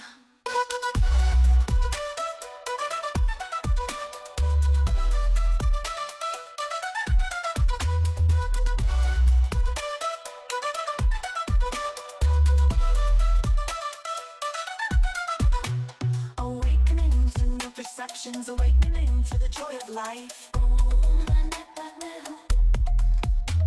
Awakening to a new dimension, awakening to a paradise.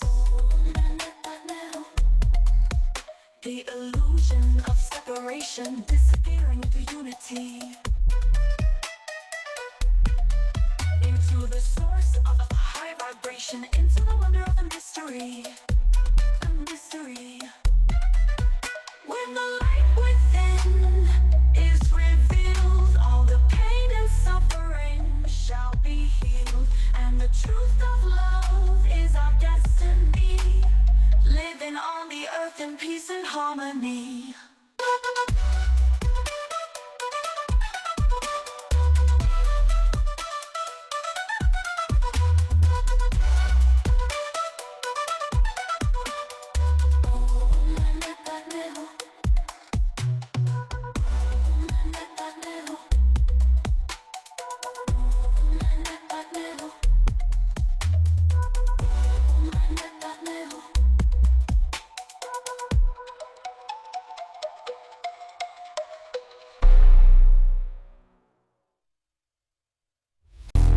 Theophilus Thistler, the thistle sifter, is sifting a sieve full of unsifted thistles. Thrust 3,000 thistles through the thick of his thumb.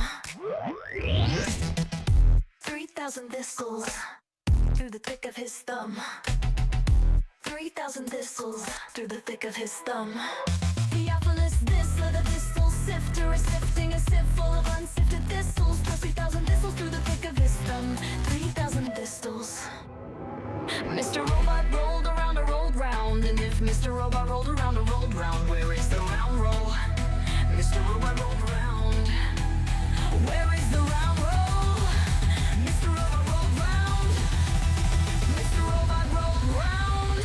Mr. Robot rolled round. And if Mr. Robot rolled a rolled round, and if Mr. Robot rolled around a rolled round, where is the round roll? Mr. Robot rolled round. Here is an exercise demonstrating the union of in at the end of words. Dividing and gliding and sliding and falling and brawling and sprawling and driving and driving and striving.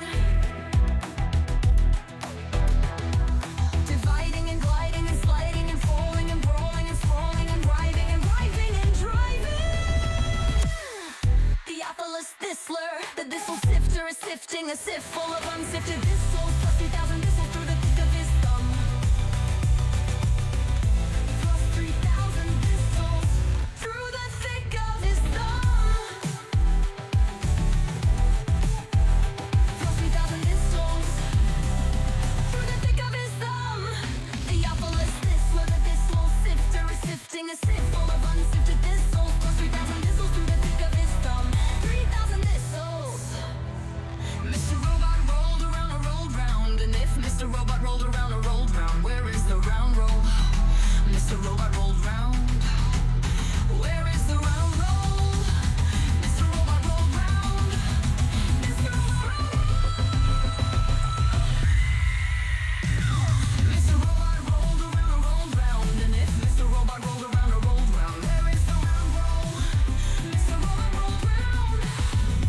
Where is the round roll? Mr. Robot rolled round.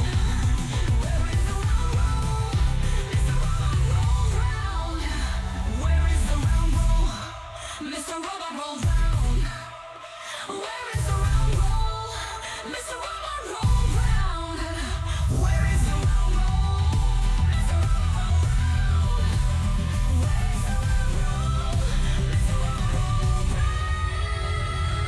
Hardly had his Hail Highness heard the easy hedgehog when he hit the hummingbee by the hunter who had horrible beetles in the human hall.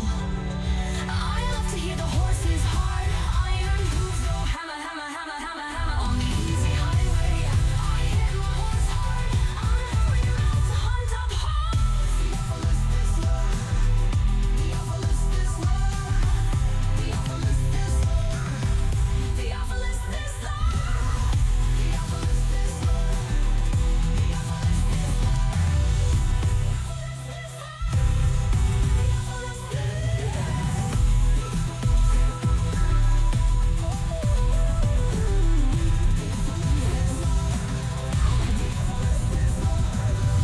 Theophilus Thistler, the thistle sifter, is sifting a sieve full of unsifted thistles. Plus 3,000 thistles through the thick of his thumb. 3,000 thistles through the thick of his thumb. Theophilus Thistler, thistle sifter.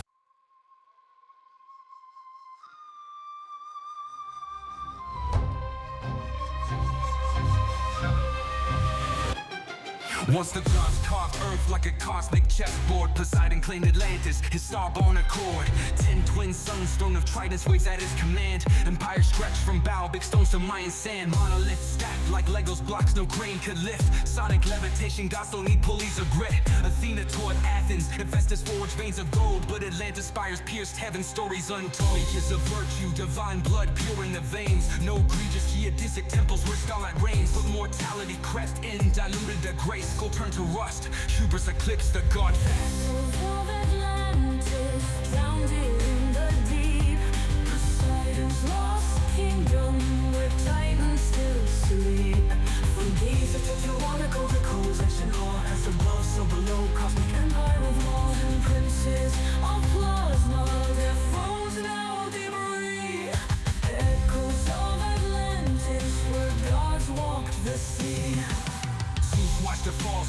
cracked the divine. Pyramids hummed warnings, but they ignored the signs. Sky split with fury, tsunami swallowed their pride. Atlantis sang screaming, but blueprints survive. Baalbek's foundation, stones that defy modern math. 1,000-ton puzzle, gravity's aftermath. Scholars still baffled how they align the stars. They rode cosmic currents, breaching space-time's bars. Now divers chase shadows where crystal cities gleamed. AI scans the ocean, but truth a half-dream. Free misses whisper maps in their lodges of lore. Plato's Critias, a metaphor or a war. Echoes of Atlantis drowned in the deep. Poseidon's lost kingdom where titans still sleep. From Giza to Tiwanaku, the cold tension all as above, so below. Cosmic empire of law, 10 princes of plasma, their thrones now debris. Echoes of Atlantis where gods walk the sea.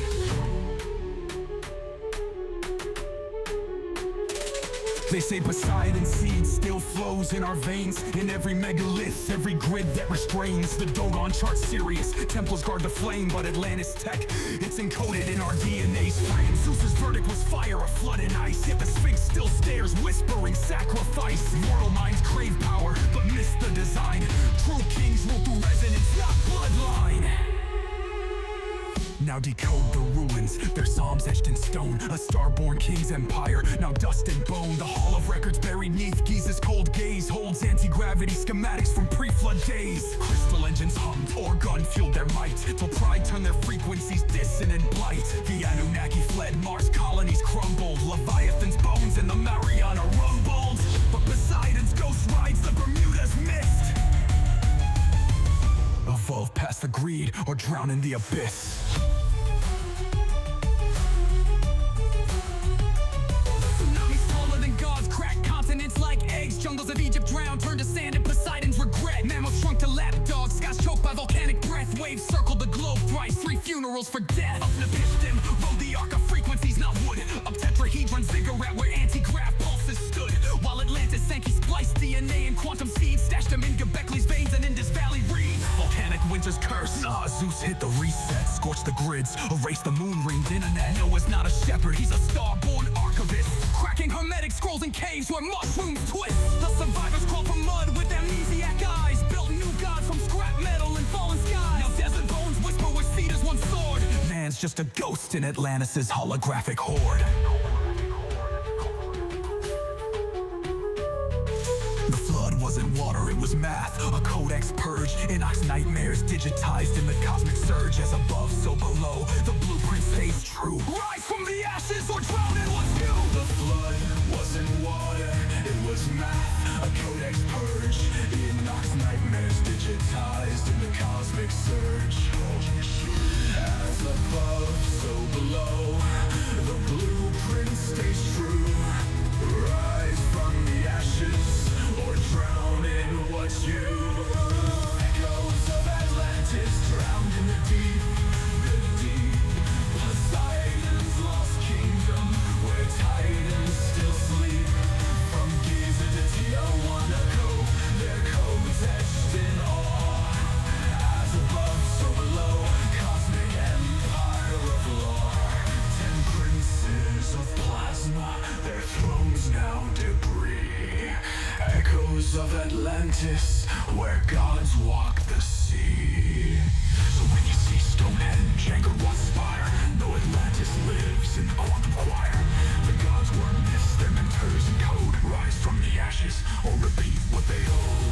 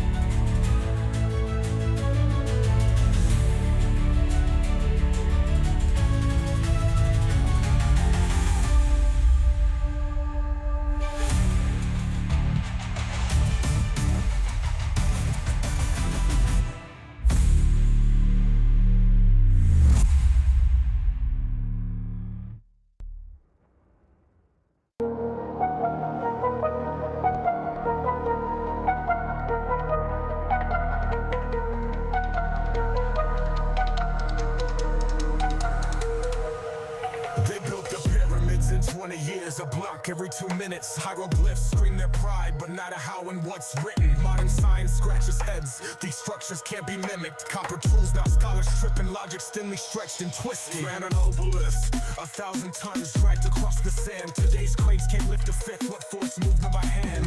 Call the ancients primitive, yo, that's pure delusion. Physicists today need miracles to crack their fusion. The high priest of Kemet mapped the stars with precision, while modern minds stay chained to 3D prison. Land of the lost, esoteric Egypt, hidden was an allegorical crypt, written in the language of symbolism, advanced knowledge cloaked in simple living secrets that rewrite history's episode. As above, so below, the hermetic code, key of life unlocks the heavenly abode. Conscious matrix, alchemic pyramid ode. The Sphinx wears water scars, a flood from ancient skies. Explosives crack the pyramids, no tombs, just hollow lies. Mummies stolen, nah, that's ego talk, a weak hypothesis. Truths buried in the stars, encrypted in the myths. Sacred geometry, pagan songs, the roots of Christendom. Pythagoras knelt at their feet, Jesus learned the kingdom. Temples mirror Orion, Aztecs trace the same glow. Megalithic GPS, what's buried below. They split the lotus stem, hid wisdom at the core.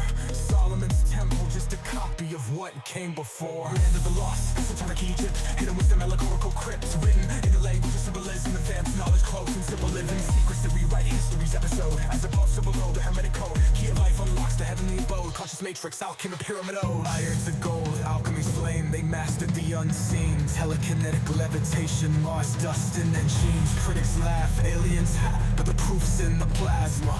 Why is the Dogon tribe no serious? Was a binary drama. Myths and metaphors, the truth's too bright to hold. Scattered in ruins worldwide, a map etched in gold.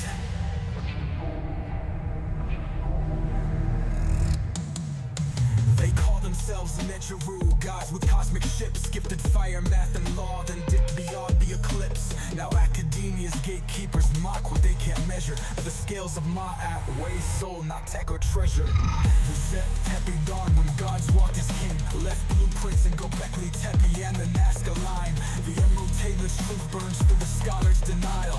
We're echoes of starlight reclaiming our trial. When you stare at the sky, feel the ache in your chest. That's ancestral memory. We're all cosmic guests. The pyramids home a hymn, rising cobra divine. As above, so below, till the world's realigned. Land of the lost, esoteric Egypt, the truth's a spiral eternity script. Written in a language of symbolism, we're gods we've been missing.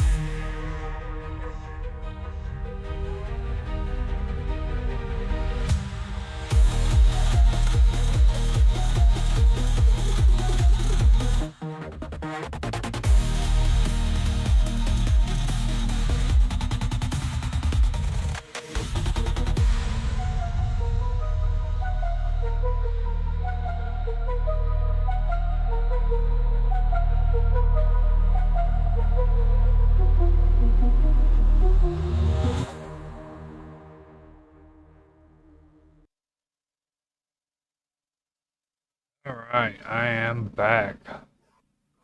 Everybody still back here? Mr. Robot, you fall asleep? You gave me enough time to make enough coffee. Oh, there you go. I'm hoping Mr. Robot didn't fall asleep with all that boring music that he created. No, I actually enjoy the mystical, ancient stuff. Well, Can't I get mean, enough of it. you badmouthed your own music, is my whole point. No, I'm Mr. just Mr. Robot roller thing is good music to grind coffee to. no one likes their own cooking, Roger. You know, no one. I know. I hate my own voice. But yeah, I don't. If you want, I can make a little 15-minute blend. For I you, 'cause, can like, do it. I mean, I've literally got Blender open right now. You know what I'm saying? Like, I could actually go and do it as we speak, but I don't know. You know, when you have something that you know you're supposed to do, but you really don't want to do it because something in your brain says, man, you have to do it, but you know you don't want to do it. Yeah, that's my assignment work right now. Yeah. So you know you're supposed to focus on that, but then you start having all these other things pop up into your head to distract you, so you don't do what you're supposed to do. Yeah, You know. yeah. I've got projects written down in my to-do list that have been on for 2, 3, 4 years now. Mm-hmm. Drives me Yeah. nuts. So tonight, man, this is the big one. This is the one that freaking Donald Trump started here recently. He had, I guess he would be the prime minister for South Africa. I'm not quite sure how. President, I'm not sure. Yeah.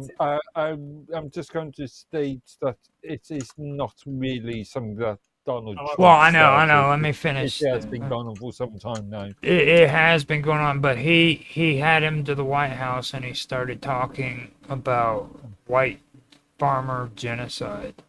And Which in one way I thought was a very simple tactic, but in another way I thought was a very clever tactic. well, for me, I know that it goes a lot farther back, but it's a lot more important too because it's not. Like I said before we started recording, you know, this is freaking something that has been going on for a long time. But the deal is it's not a freaking racial incident. These farmers are being murdered. It doesn't matter what the color of their skin are. The murder rates are freaking insane when it comes to this topic. You know. It has become a And more racial issue. Well, though. that's because of the thing is, over there, it's white a racial issue, nationalists. 100%. Yeah. Right. It's a. You see that all started because it was perpetuated by white nationalists down there, and it's like I said before the show started. Agreed. When Actually, when you think about it, there wasn't that much of a problem with the sort of transition of power between the white skinned people and the dark skinned people in like 1994 when Nelson Mandela took over. He actually kind of promoted peace and forgiveness and stuff like that. Just let me finish, Mark, before you Okay. bring in your British denialism. Let me just finish my point. I agree. And what happened Horrible British after dude. that is other sort of outside influences came into the country seeking to destabilize and bring in other types of ideologies after Mandela. And I think that's when it got a lot worse, where they stoked this racial division and stuff like that in the media. And now you've got, like, you know, certain political parties openly asking for, you know, murder and stuff like this of the white people. And I would say things have gotten a lot worse since the 90s compared to now, is what I'm saying. Well, I agree with that point, but I disagree with the point that it was caused after Mandela's time. I argue that it was caused during Mandela's time, and Mandela was What makes you say that? an impetus for this issue. Well, he never asked for racial justice or He anything like didn't. that. He didn't. What he Slow down. You're freezing up. put him in the first place. You have to repeat yourself. Everything you just Remember, said kind he of. was a terrorist. What? I mean, Mandela isn't. Before he was arrested. Mandela. Well, yeah, I mean, Mandela Before he isn't went to some sort of prison, after he went to prison, he was a different person. amazing peacekeeping or peace Nick the image of the what's the term I'm looking for? See, there's actually a lot of like um, a lot of like people in the West get like only partial information about Nelson Mandela, and I think Yeah. that he gets a lot of flack that he doesn't deserve. Like, he was part of the resistance movement, like in the early days during apartheid, but after, who also like, he aided in tried the to go into bombing of politics, right? civilians, And he therefore a tried to terrorist. Hold Well, on. He wasn't wearing a treated that by uniform. some He wasn't people. a military Mark, um, Mark, there's no such thing as a terrorist. member All of the right, you need to get military. that out of your He head. was That is oh, literally just please, like that's just a term that people use please, to please, demonize please, other don't go people. down on the Okay, terrorist Just, freedom hold up, fighter hold up. just like argument. the word conspiracy theorist is it's a tactic that people use to demonize certain people. What was his? What One was man's he terrorist is initially another man's arrested freedom for? fighter. You got to remember that. What was And what at was that what time, what was his initial arrest? Sorry, no, no, Hold no, up, no, hold up. no, no, Hey, no, what, no, no. what was he initially arrested for and held in prison for? I think it was for voting. Uh, He tried to vote, and then they threw him in prison because black people weren't allowed to vote then. well, the reason for his long-term imprisonment was because of a bombing. They aided and abetted in a bombing of a civil. I can't remember the exact details, but a bombing I'm of looking civilian facility. Now, True, I didn't know that. the the thing. Well, yes, just do some homework before you start saying. He was imprisoned for his opposition to the No. apartheid regime. He was initially arrested and sentenced to 5 years in prison for leaving the country illegally and conspiracy to overthrow the government in 1962. However, his imprisonment was extended after he was tried and convicted in the Rivonia trial in 1964 for sabotage, treason, and violent conspiracy. Mandela was sentenced for life imprisonment for conspiring to overthrow the state. The South African government used discriminatory laws and brutal repression measures to counter Yeah, no, resistance movements against apartheid, including that's the all ANC. propaganda. So you got to take that with a grain of salt because they were pretty like totalitarian against That's black with people at that in a point. very sort of Well, that's you written in a you very you sort of know that calmly. there was violence that was committed and he was arrested for it. But the rest of that, But you got to understand the is really context, though, right? propaganda. Yeah, The context of it is they were an oppressed people, and they right, were just simply like resisting that oppression. And in my view, that's fairly justified violence. right. And the fact of the matter is, though, after he got out of prison, he was all for peace. His entire presidency never said a harmful word. You All right. know, like I watched him the entire time. My dad actually met him at one point. He was a very honorable, peaceful person among and a great leader among the black people, especially. And his Okay, impact lasted maybe a long in his time. latter years, maybe Hmm? in his latter years he was a honourable, peaceful person, but in the earlier years, that No, is no, he far was away. like 100% Rainbow Nation. Let's come together from the beginning. I was there the day No, no, in as soon Ah, as you do some research in relation to um, Mark. I was there. I uh, watched the bomb, TV. I saw it the all with my own eyes. military installations, power plants, telephone lines, and transport links during the 1960s. Yeah, but I'm talking about the 90s when he got into Yeah, power. After that, he was all for yeah, peace. but you made a statement that he was just a peaceful bystander. I said after Which he is got out not of true. prison, I now, said after he got out Yes, of that's prison, why I he was a caveat. peaceful now person. see, That's why I caveat. let me kind of put my 2 cents on this. Now, this is something that I can take from it. Now, Mr. Robot, you said that there was outside influences, and for me, I believe it was both outside and it was internal influences. Agreed. Now, when you turn around and you look at what took place, now I have no doubt in my mind that when Mandela got out of prison, he was thinking peace. Okay, that doesn't even cross my mind any doubt in that. But what I do have to say is I've been doing extensive research when it comes to South America, and I've had a conversation with you about Cecil Rhodes, which here in the near future we're going to do a show You on. mean South Africa? Right. You said South America. Well, Yeah. Cecil Rhodes, but Yeah. but eventually we're going to do an episode on that. And the reason why I was so curious about Cecil Rhodes was because of something that kind of crossed into an area here in the United States that we had. Cecil Rhodes was actually the guy who made it to where people had to freaking have a certain amount of wealth before they could vote. And he did that intentionally so he could suppress the freaking black people to where they couldn't vote.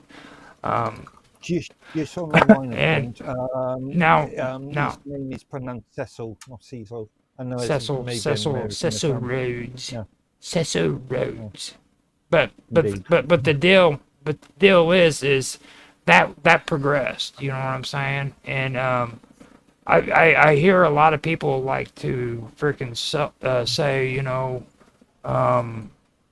we need to recognize those exiles who were exiled from Rhodesia. They were freaking just treated wrong, and that's not what happened. That's not how it played out. What happened is their white supremacist freaking government was overran by a freaking another government.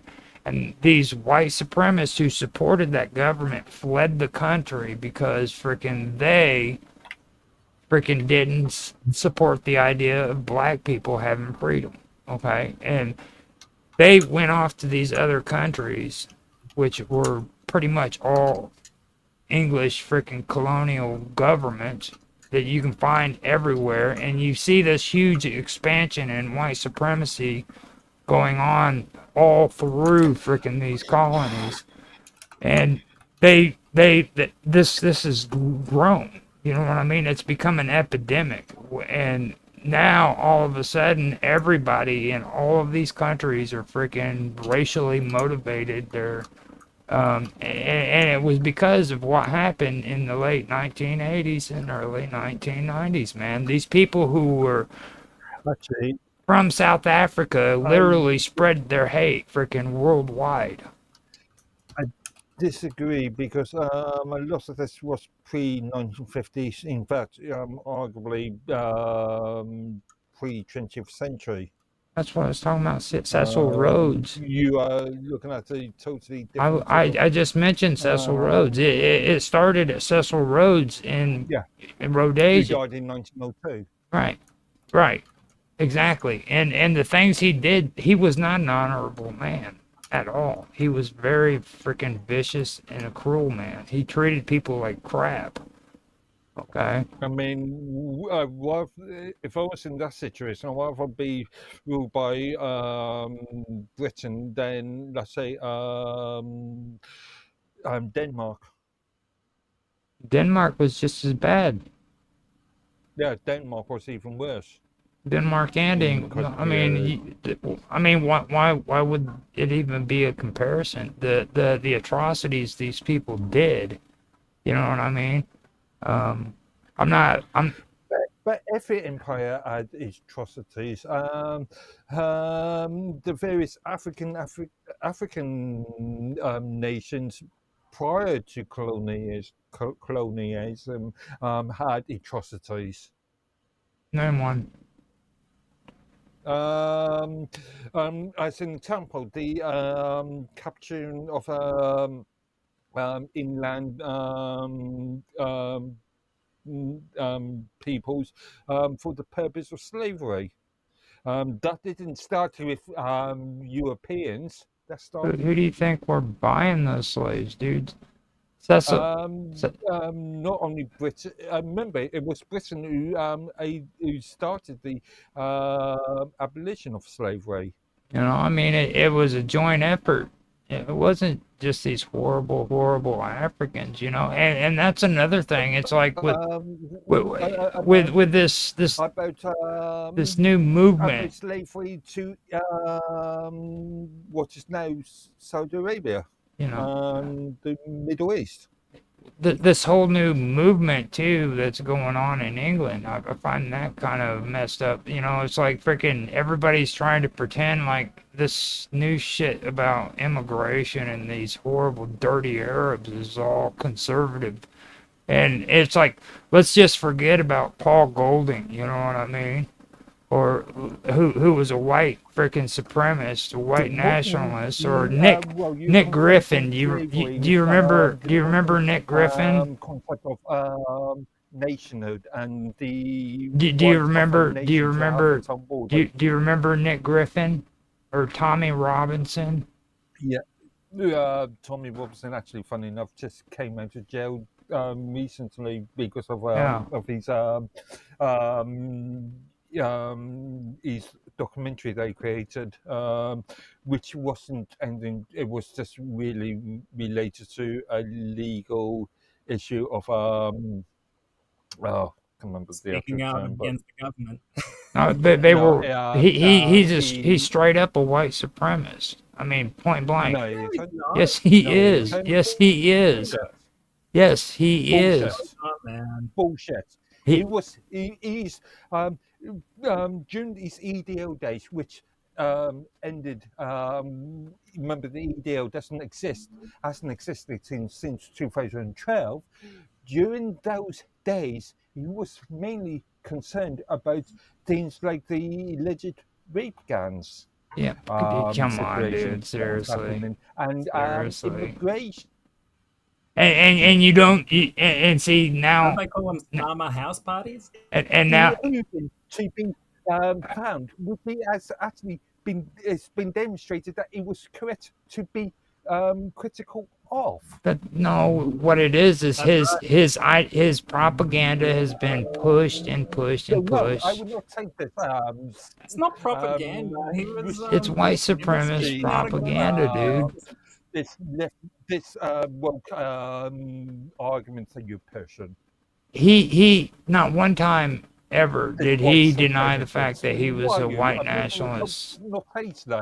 Not Or are you why were not one time videos had about Roger is he. anti-free speech. God. Actually, he's a No, closet not one anti-free time. speaker. Not one time did Tommy Robinson ever say that he was not a white freaking nationalist. Ever. He actually admitted to it. But he also didn't admit to being a What's wrong with being a nationalist again? No, white nationalist. What's wrong with being white again? man. Well, it sounds like see what it sounds like. What it sounds like to me is you guys are trying to push a far right white nationalist freaking ideology, conservative, pretending like it's conservative. The problem here is, Roger, you've been brainwashed by this. No, I idea that haven't. No, I haven't. nationalism is a No, bad I thing, haven't. right? I disagree. I agree with Mr. Wilbur. It's No. actually like supporting your own nationality is a good thing, and being proud of who Yeah. you are is a good thing too. And there's no problem with Yeah. being a white nationalist. It doesn't mean you're a white supremacist. Those two things are not equivocal. All right. Agreed. And he's simply concerned about the like on paper the white people Those in the fucking UK are Arabs, getting there's replaced fucking by Arabs, foreigners, those fucking Arabs at a raping rate that's women, gang totally raping. possible. Yeah, that's what they're doing. We need to get their asses out of here. That's where that all started. And it's going on now. It is going on now. It's gotten worse. It's spread to all these other freaking countries.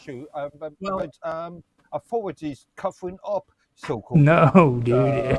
actually, just to get us back on topic here, guys, this is exactly what happened in South Africa, right? That's what's going on. In order for the government to win the election, they shipped in 3 million black Africans from Somalia and other countries up north, and they brought them into South Africa. They've overrun the place, and basically the infrastructure couldn't cope with it all. Now they have like rolling blackouts, extreme amounts of violence, and all sorts of tensions because they've brought in these external groups that have no like cultural ties to the people in the country. They haven't assimilated, and it's the same kind of thing. And now, like, look, the people that have been there for generations are getting pushed out because they're bringing in other people just for a political agenda, you know. And I don't think displacing the traditions and cultures of that country. Yeah, which And the problem in the EU or UK right now is the government is That's white nationalism. well, that, the, that the that's government what is it is. arresting people It's that are like, I speaking mean, out about what it. If traditions you are we say talking anything about? against Are an we talking immigrant about? in the UK right now, you go to jail. Well, But if you're an immigrant and you go stab We do someone, you're have just free to go. well, I mean, in South Africa, what traditions are we talking about? Are Honestly, we talking about that, or are we Britain talking has got about? 1,000 years Are we reference talking tradition, about if the not a lot white more. fascist socialist freaking tradition, or Actually, are we that's the talking? funny thing. The black people are the communists now there. Well, I So mean, they're fascists. I But I, I get a South kick out Africa, of that too. Like what are you talking about? They're actually socialists. I mean, they're communists. well, Okay, I've heard a couple of people make that comment, and I would be very careful of using the term fascist because that's been yeah. So look here on the screen. The ANC Alliance I with the would South actually African talk about Communist well, Party I direct mentioned fascism. is the ones I that are. mentioned Paul Golding. Okay, he's a point blank. He's a part of the neo-fascist political party in England. So, and on fascism. So you're talking about the technocratic concept of having companies work in lockstep with governments. So you're telling me British First isn't freaking a British fascist, Well, neo-fascist freaking define political what you party? mean by fascist. Well, Are you telling me that British First Define what you mean by fascism. it's a yes. political party that freaking is fascist? It's freaking What is fascist? it's Define. Do not make a circular argument. didn't Please we define the word have this fascist. conversation last week? Well, you got to be able to because define the word that you're throwing they're around, Roger. misusing the term fascist. Well, fascist is basically where you take and you use freaking socialism as a freaking monopoly in order to freaking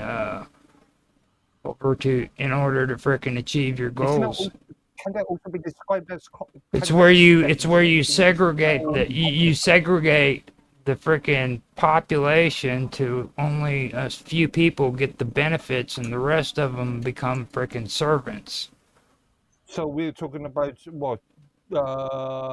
German National Socialism? Yes, well that actually No, is that's not fascism.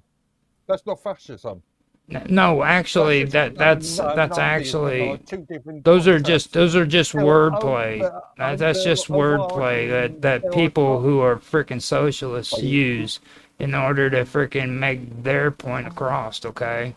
They become overbearing and they freaking don't want to listen to nobody else. And what they do is they freaking use words to freaking, and they change things according to what they want you to freaking understand, okay? Again, that's also communism, isn't it? Yes, that is. Communism. Socialism. So, I've never freaking made a distinguish any kind of categorization with socialism. I don't give a shit if you're a white supremacist freaking national socialist or if you're a freaking woke freaking socialist living in Germany. You're still a fucking socialist. Okay. Socialism is not necessarily about. Yes, it is. All of it. It's all evil.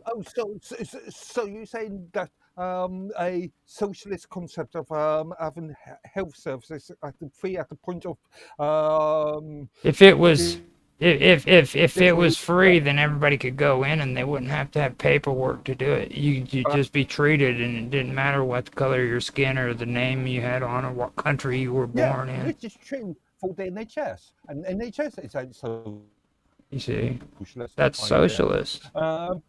But that's not a bad thing. How many people are lined up? How many people are lined up waiting? What it is, it's a bad But thing. socialism is not fascism. Fascism has got more to do with like top-down, centralized, autocratic control with a Monopoly. dictator in place. Monopolies. Monopolies. Well, They create. all They governments have a monopoly on power. first they create socialists. First they create There's a socialist difference programs. between a dictator and a democratic leader, right? And that's the sort of difference. I thought was a fascist was like totalitarian control by a dictator compared to a democratic leader. No. Now listen, first they create Even though, monopolies, and they Mussolini do and that. They Hitler do were that with president. socialists. They do it with socialist programs. They bring in your socialist programs, and then they have to create monopolies. So and the best way to explain that is like a prison system. You turn around and you have to have freaking people come in and feed the prisoners, or you have to have them provide the food. In order for you to freaking have a contract with these prisons to freaking give food to the or sell food to the prison, you have to freaking have a certain you have to be able to pass certain regulations and be licensed in certain ways. That creates a monopoly. That means that only these specific groups can freaking cater to the prison system to give them food for their cafeterias. Same thing with freaking the guards, okay? Okay, in that case, How is that different from like military how contractors? many public in the US does handles What do you think I'm prisons? talking How about? many companies in the US handles state provided meals such as school meals and prison Think meals? about it. Yeah, you think about it. I already know what I'm saying, dude. I already know that. You see, the whole thing, So the whole you thing is, the whole you thing think that is, the whole thing is freaking you don't want to admit it. You see, that is freaking fascism. That's happening freaking everywhere. You guys are even Well, worse about no, it. You you're guys, saying a no, monopoly is no, fascism, no. but that's not exactly right. Fascism has got to do with a dictator enforcing control over people for the benefit of the nation over the individual. This was dude, literally what it says in the dictionary here. think about it. How many times has that happened? I, How many times has that happened where a dictator was actually in charge of a fascist government? Uh, Italy, That's a good question because Mussolini. again, Mussolini was voted in, so was Hitler voted in. Okay, So yeah, Hitler and Mussolini were the only two that I know of that were actually a ruthless freaking dictator in charge of a fascist government. no, because they were voted in. If you want to use the point of democracy, they were voted in the first place. And Therefore, they cannot be dictators Yeah, but you can by become a dictator definition. after you get voted in. now So and honestly, to be honest about it, freaking they were really two different forms of freaking government. Yeah, Like this is everybody why I'm clumps the that you misusing the word term fascism, because all right. fascism is based upon the modern well, even look at Mussolini and Hitler. They were two separate, based upon the Mussolini model, right? They were two. Well, Hitler wasn't a the Italian fascist. model. He was more of a He nationalist. was a national socialist. Yeah, it was Yeah, yeah, yeah. See, it was an extremist, Which is good. national socialist. I reckon that's a good way to go. But I don't national know about all socialism that. is in itself isn't a bad idea because it allows for protection of borders, protection of traditions, protection of traditional cultures, and And values that, and that yeah. concept. But like everything should be used in moderation. Mm-hmm. Too much of one thing is bad.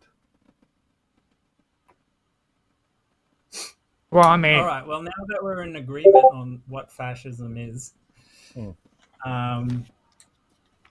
how about let me just quickly say about South Africa. It does have a rich cultural history. I mean, there's 14 different official languages in South Africa. I think there's something like 20 or something unofficial languages. But a lot of those cultures go back thousands of years. You know, even the colonial peoples that are there have like rich histories that have developed there over like half a century, half of a millennia now, and they have a deep and interesting culture in the country, and I think that's definitely something worth preserving. The problem Or is in the now continent that of we the have country. these uh, other influences, I would say, like Russia, China, US, UK, and the Communist Party influencing the politics over there and shipping all these undocumented people into the country. See right there. It's I mean, definitely where's the evidence there? You know what I mean? It's like to this day I've never found any evidence supporting that South Africa was communist or this mass well, there's migration. Yeah, And very this is a I've common theme. been, This is a common theme that happens all through all of these post or pre whatever colonial freaking here we go. countries. Here's your evidence. The South African Communist Party was founded in 1921 as the Communist Party of South Africa and tactically dissolved itself in 1950 in the face of being declared illegal by the National Party. But it came back and now it's formed a association with the ANC. So it's unified with the ruling party now. And that's the guy I think that's wearing the red hat and stuff, going kill the farmer and stuff like that. I'll show a video of that in a second. You gotta be careful about a lot of that too, because actually, that's probably if it's the video I'm thinking of, then yeah, you just make it short. because with the videos that Yeah, are sure. coming out about those are actually getting people arrested. Just to give you a warning, anybody who's on here who's listening, there are people getting arrested for some of those videos. What do you mean? Yeah, literally. I mean, I have checked this out beforehand, and they're giving warnings over the internet to be In careful which country? worldwide. So Not here. In worldwide, there are people you getting have to be a bit arrested, more dude, for specific them than that, freaking right? videos. I mean, literally, they're getting apprehended. Well, this is the video Is that this the Trump video showed. that Yeah, I Trump know. showed it in the I White know. House. And So I know. I found out yeah, afterwards. so yeah, it's okay. Well, As there's far two as we are well, I videos. mean, concerned, right? just because Trump showed it doesn't mean it's okay, dude. That I man is noticed that completely off his it fucking was used rocker. on other things. I think the Lotus Eaters used the same video within a YouTube post that they created Well, within just be couple careful of and days, maybe understand. last week or so. Just be careful and But yeah, understand that some just people be are careful getting of this arrested one, for that. Robert. So just be real careful. Come and get me, motherfuckers. Well, That's you're all I from can say. Australia too, so you know you know how it is down there with them, the laws and stuff. So The thing is, Roger, when we don't have the balls to stand up for our own principles is when the fascists take over. So you got to be well, prepared. Like, our Going big forefathers shoot died to keep First- our countries free, man. We can't just go and roll over First to you- some freaking first you have bullcrap to rules that are determine imposing. first you have to determine what the fascists are, because today is so freaking crazy and all Again, warped again, all to hell, dude. You know what I'm saying? You can't tell what's let's left and what's right, what's fascist, what's not. not use the term Absolutely. fascist, communist, or national Nazi. Let's just call them extreme socialists, because that's what they are, extreme socialists. I mean, if you're going to use terms like fascist and all these other terms, then we have to look at the nuance. So let's just use extreme socialists, Sounds like or a socialist extremists. good plan. But now the thing of it is with me, man, is when it comes to all this stuff, is it seems to frickin' be stemming from the same outlets. You know what I'm saying? And that's what it's coming down to. I've never frickin' played any political party, so when I sit and I hear a lot of this shit, that's all I hear. I hear just freaking white supremacist propaganda. And it's coming from a lot of areas, a lot of sources. Yeah. You know, Do you want to mute it? Yeah. Again, be careful about using the term white supremacist. well, I mean, it's like version with this or video, the- with this video, okay, it shows them saying a lot of words, but there's no actions, okay. The actions is the farmers getting killed. Now the farmers, this Yeah, is farmers where it getting comes back to with the farmers, okay? You The see this red hat the guy's wearing? It's hard to see with this, but now these are the communist influences, right? And I just wanted to show this is the actual video. So the reason I'm glad Trump actually played that video in the White House is because this guy, Cyril Ramaphosa, can you see the video? Is it not showing? Oh, yeah, we can see I'm the gonna have to still. it's tab for tab. So, but anyway, Okay. he lied because Trump or someone brought it up to him a while back, and he said, "Oh no, there's no killings in South Africa. Like that doesn't happen. We never said we're gonna take the land. Blah blah blah." And so basically, he was bullshitting us because right here you'll hear him say what he actually said back then. To our people without any fail and without any payment of compensation. The land of our forefathers and our foremothers must return to our people without any fail and without any payment of compensation. So there you can hear him say, "We're taking the land back and not oh, giving you're anything in hearing see you're hearing freaking we're gonna take it from the white people. He's not saying he's gonna kill white people and take he see he's a native of that country which your people invaded. He wants and they want their land back. Because you've stolen it from them. It's just like that little island you guys talk Roger, about. it's not like that, man. You see, you've stolen their land, dude.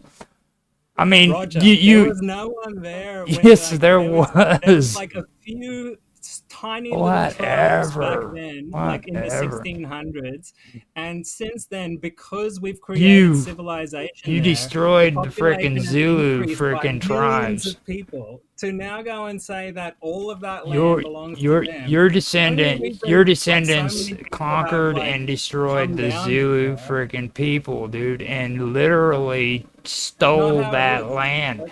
No, it's not how it is. Okay. Back, like some areas, yeah, there was tribes there, but like the population was minute compared to what it is now. We're Then talking about like 26 plus million people. Back then, there was like a few thousand here and there, nomadic do you people. realize the Zulu tribe was the largest freaking African tribe on the continent at one time, And it and the was British tiny compared to Actually, the it amount of wasn't just people a that's single there tribe. now. and the At that British point, and it no, was, and the yeah, British. at that time, it wasn't a single tribe.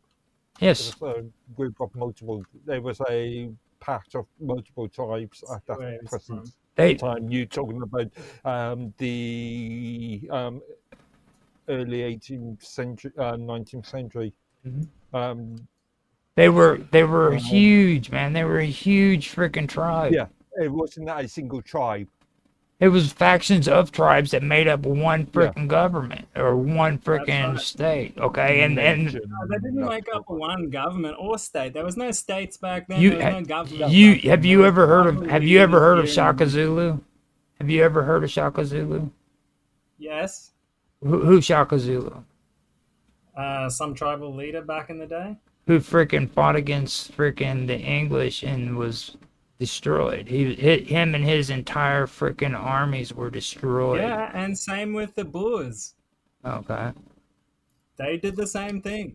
I mean, it's just there's you got to realize how old that piece of land is, Roger. It's been there, like people have been there for hundreds of thousands of years.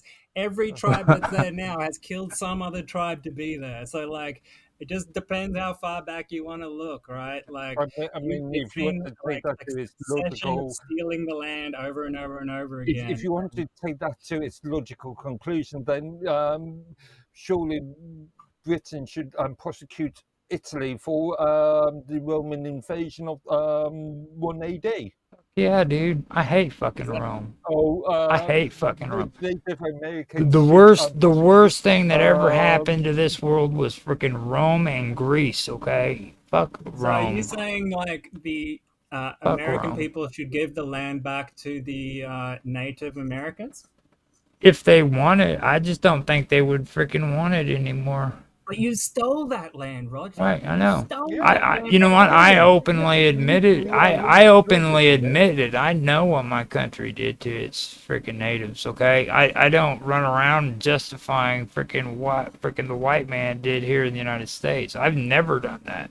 Okay, But and you guys are just lucky you're the majority there. The problem is in South Africa, they're the minority, all right? So they get like tribal justice at the hand of the gun and the spear and whatever else they can find. well, You guys don't have that problem. who owns the So, majority of land there in South Africa when it comes to racism, racial thing? You know, I mean, who owns the majority of the land? yeah, I mean, Well, the considering how many, landowners, like, the black people. landowners, who are they? I mean, are the majority of them white? Are they freaking black? Are they? I mean, who owns the majority of the land in that region?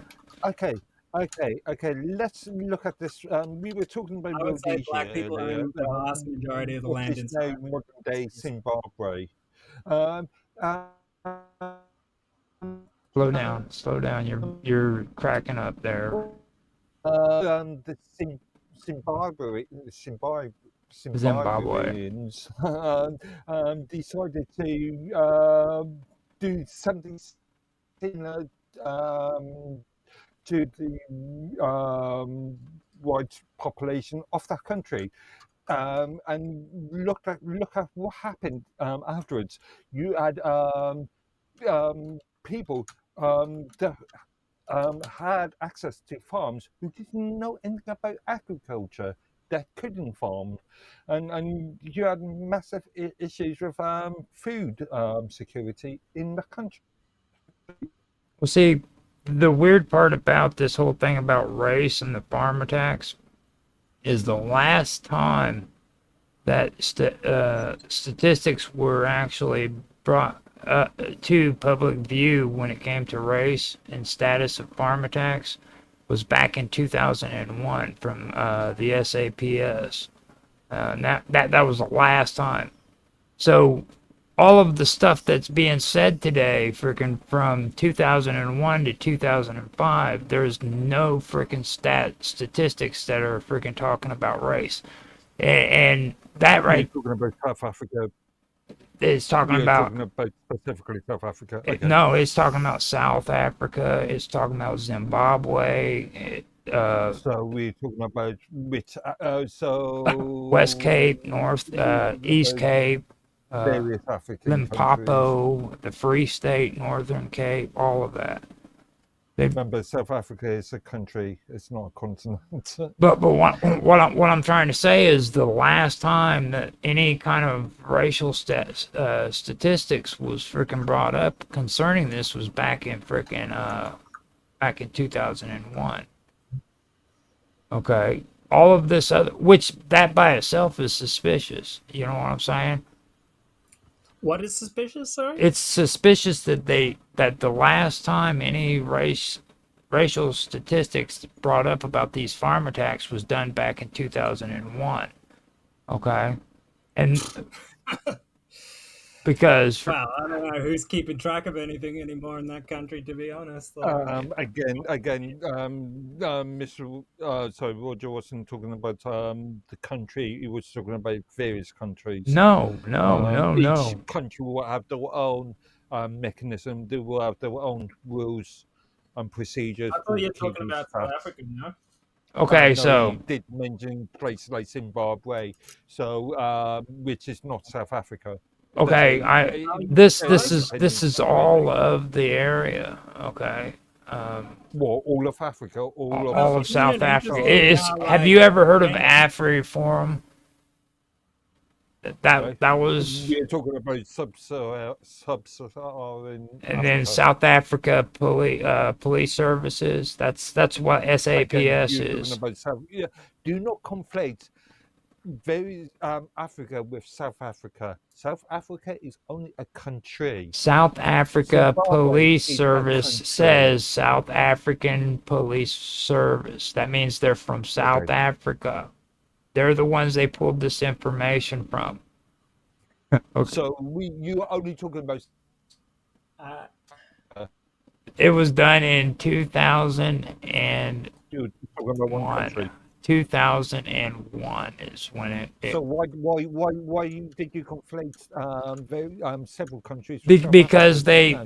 they did an analysis to figure out if the people who were involved were from Zimbabwe or if they were from frickin' out of the country, not involved whatsoever. Okay. Who they actually did all of that. So that was what. Yeah, but you're talking about specifically South African stats, specifically.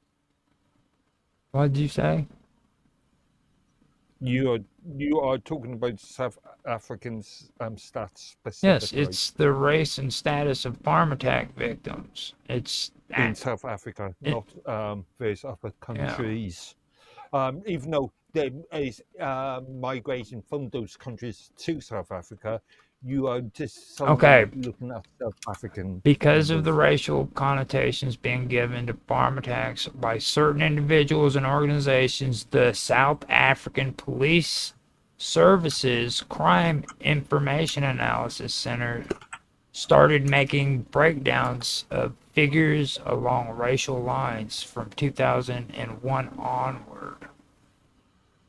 Okay. Racial lines, not national lines, but racial lines. So According to racial lines. you could make argument that that's just based on skin color. That's not necessarily based on nationality. Race of victims on farm attacks, in 2001.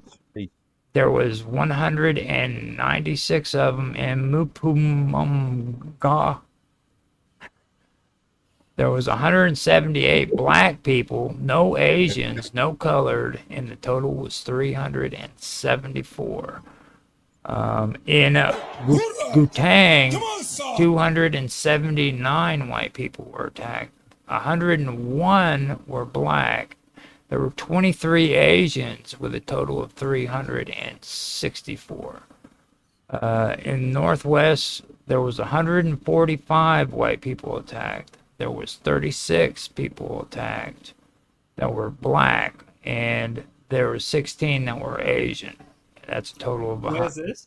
This is in South Africa in 2001. It's South Africa. Man, that can't be true. So- I'm telling you, that's Now not in so far off. Eastern Cape, no, in KwaZulu Natal, there was 81 white people attacked, 70 black people attacked, 22 Asians, and 1 colored. That was a total of 174. Now in Eastern, Yeah. So, yeah. That's interesting because think about, like, white people only make up less than 8% of the population. So if they're getting attacked on the same rate as the black people there, then that's a huge problem, isn't it? that's what I was trying to say at the beginning. This is a Yeah, very you serious have to look at it issue. from a per capita sort of basis. Okay, Yeah. this has nothing to do with race. This is freaking just that race thing is just a whole bunch of freaking Well, propaganda. that's kind of contradictory. I 'Cause, like, disagree. if they're getting Your higher rate. figures actually demonstrate the opposite. Well, 'cause this it's is like, in if they're getting attacked at 2001. a higher rate than the other races, then of course it's going to be a racial thing. Well, listen, this is in 2001 too. You got to understand, it's 2025, and they haven't had nothing. It'll be way worse now. Yeah, they have had nothing from freaking that point to now, and these It's 'cause these I don't want you to know. these are the last of the statistics. Okay, that was brought out. This is- Listen to this. This is only like 50 seconds. Listen. This is Julius Malema, one of the politicians there. Hule kita kila man yiri wata tamarumo Killed the boar. rumo hasicha where were you I believe that's actually a chant from. They were singing that a long time ago. That was during the Boer War. See, that's how In modern context, war would represent he's white people. singing a war But chant. in an historical context, war would only represent Dutch, wouldn't it? When he's singing that, that's actually a war chant that they used to freaking sing when they were going to war or going to battle against the war. But it's not some ancient war chant. He's literally saying, shoot to kill, kill the Boer, kill the Boer. That's what they used to do. What do you What do you mean used to do? They're doing it now. No, you understand that black people fought against the Boer, right? Yeah, but with fucking spears. That was actually a war chant they used. Again, Yeah, but they're saying shoot to kill. Shooting is a modern weapon. Well, didn't they have changed any it. tribes back then. Yeah, they changed it. Again, in modern, we have to define what a Boer is. In modern context, that means white people. In, let's say, 19th century context, that would only represent Dutch. Well, I mean, But yeah, as you can see, there's hundreds of thousands of people there, and they're literally advocating for shooting to kill the farmers. And if you did that in America today, what would you be branded? Look, man, come on, dude. Seriously, like you're feeding into this shit like it's actually freaking real, dude. I mean, seriously, that's just It is real. You no, just saw it. whatever, You say it's dude. not real. Whatever. You know, it's like You just saw the president of I find it a shame. I actually find it a shameful that the president of my country sat in the freaking Oval Office and made a complete ass out of himself in front of freaking the United States and a good point. no, I mean no, that shit that makes the third time he's done this. That makes the third time this man has done that. He has completely flipped his fucking mind. And the thing that really amazes me about Donald Trump is the fact that I voted for him just to keep his fucking sorry ass out of fucking prison. Okay. And look at what the fuck he's doing, okay? He has turned into a fucking madman, and I'll tell you right now, we will be lucky if we get out of this fucking alive before he's out of office. I disagree. I think At least you don't have black people. A president of the United States would have not done that. That is something freaking that the United States should have been ashamed of. That was the most embarrassing freaking thing that an American president could have ever done in front of its. What is? Sitting in front of the freaking camera and making fucking stupid fucking comments like that in front of the American people. What was stupid? Which that shit you just posted? That fucking white supremacist, freaking radical, fucking racist, fucking video about racial prosecution. No, if you invite a why is racial prosecution stupid? That shit's not fucking. That shit's not real, dude. He made that he made that same exact claim back in 2020. Did you know that? Man, Africa is not like the U.S., Roger. Did you know Trump made that same? I've seen it. It's fucking real. It happens, and it's way worse than any of the violence you've ever seen in your country. Man. Right, it's very violent. Okay, it's very violent, but it's not just for white people getting attacked. Skinned alive, boiled, right? Fucking shot in the head, all sorts of stuff, just because they're a different race.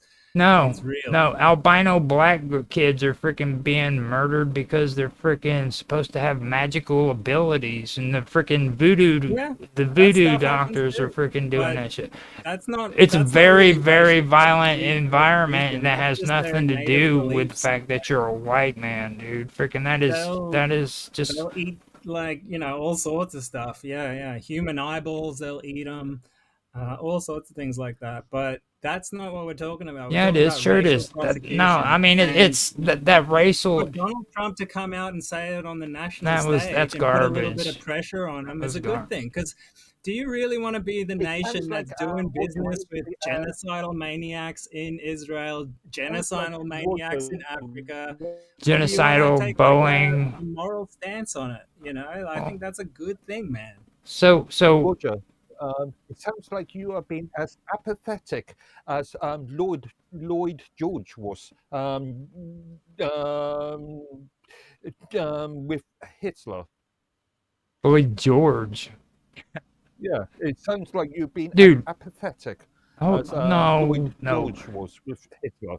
The relationship Before he between. was, Okay, hold before on. he got You placed need to behind Richard educate yourself Churchill. about Churchill first before you start going that direction. Okay, Churchill instigated World War II 100%. He encouraged it. He was waiting for it. He wanted it. That's true. Okay, He so did it. let's not Because even let. Hitler crossed that red line. Hitler invaded Poland, which was the red line. That dude, he You've done it. Well, You're didn't freezing, protection dude. start because of the invasion of Poland? Mhm. Yes or no? The whole thing about frickin' Churchill though is something that everybody always forgets. They forget the fact that Churchill wanted war. He encouraged it. He would have frickin' sat back and waited for Poland to be invaded and not said another word. The only thing that frickin' was that he was afraid of was the moment that frickin' British troops got trapped behind enemy lines. That when they frickin' did that blitzkrieg, they were pulling back out of France because they knew that France was going to be taken, but they couldn't make it to the frickin' channel on time, and they got frickin' trapped behind enemy lines. That was the only time frickin' Churchill felt any kind of frickin' fear about it whatsoever. That was it.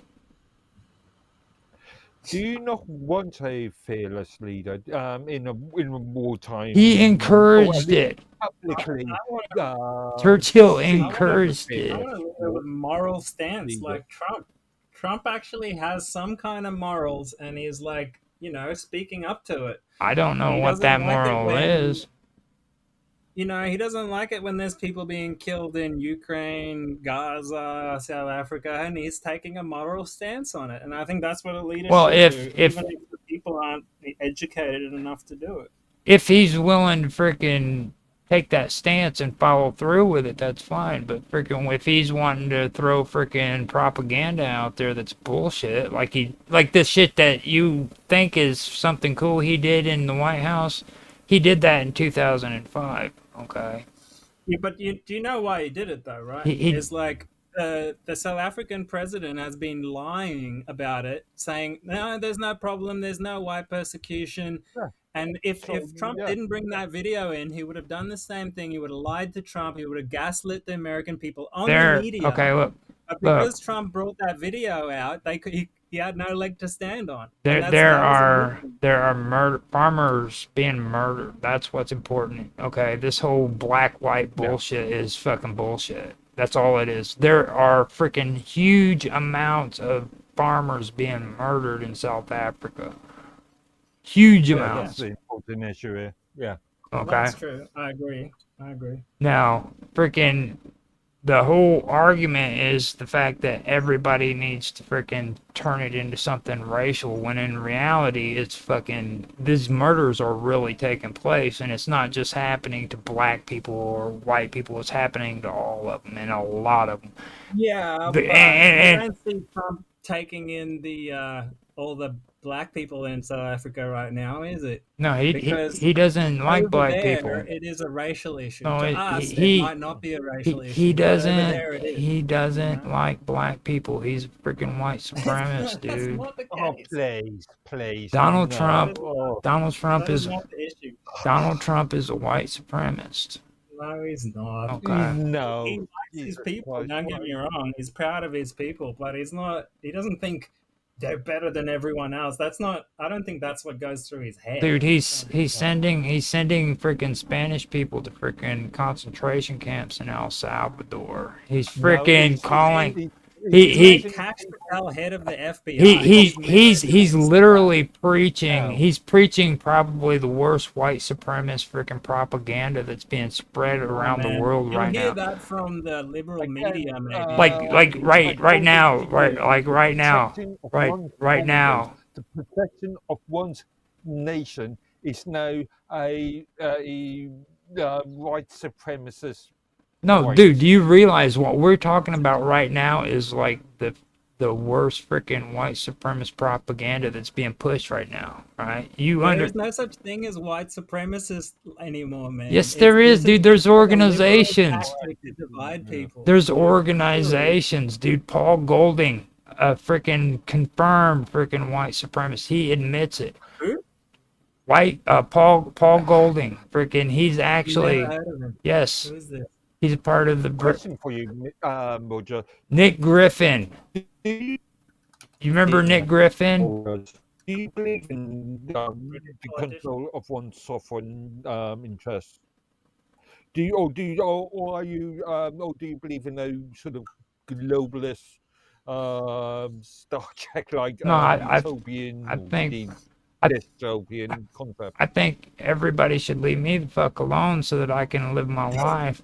I don't think freaking I should have anybody regulating where I freaking have to freaking live So and you where I do don't believe in have. globalism? No, I don't. Actually, I think freaking that globalism is a fucking problem. I think freaking small government's important. Stop fucking telling my kids that they need to go to a school fucking whenever freaking it's my job to tell my kids to go to fucking school. You see what I'm saying? You seem to think that it's your responsibility to tell me how far or how tall my fucking grass is supposed to be, when in reality you need to just keep your mouth shut and let me fucking grow the I grass would as long as argue I that want. when it comes to the school issue, is that it is only right for to have a sort of level playing field when it comes to being able to read, being able the free It's up to arts. the parents, man. There's parents that freaking don't give a damn about their kids' education. The only reason why they send them to school is because freaking the state's forcing them to do it. If they don't force them to do it, they go to jail. They go. So you want a That's it. subset of your citizenry to be totally uneducated? If that's the way they want it, they have If they every want to be dumb, let them be dumb. Fuck it. fucking whose right is it to tell freaking me that I have to force my kids to go to freaking school if freaking I don't want them to go to school? I think that's fine. If I want to go to, if I want my kids to have an education and be smart and do freaking something with their futures, then yeah, I will be the one to kick their asses and tell them get the fuck up and go to school. I do take issue with parents like actively abusing their children, and like, you know, there needs to be a line there somewhere. But Well, that should be dealt for with by the most part, law. See, I mean, Hey. I'm not talking about school as in state schools or period. Period. state schools. I won't use the term public Period. schools because that's got two different meanings in the It should be. It different should be meanings in my Europe and call. UK. It should be But, my call. I'm saying that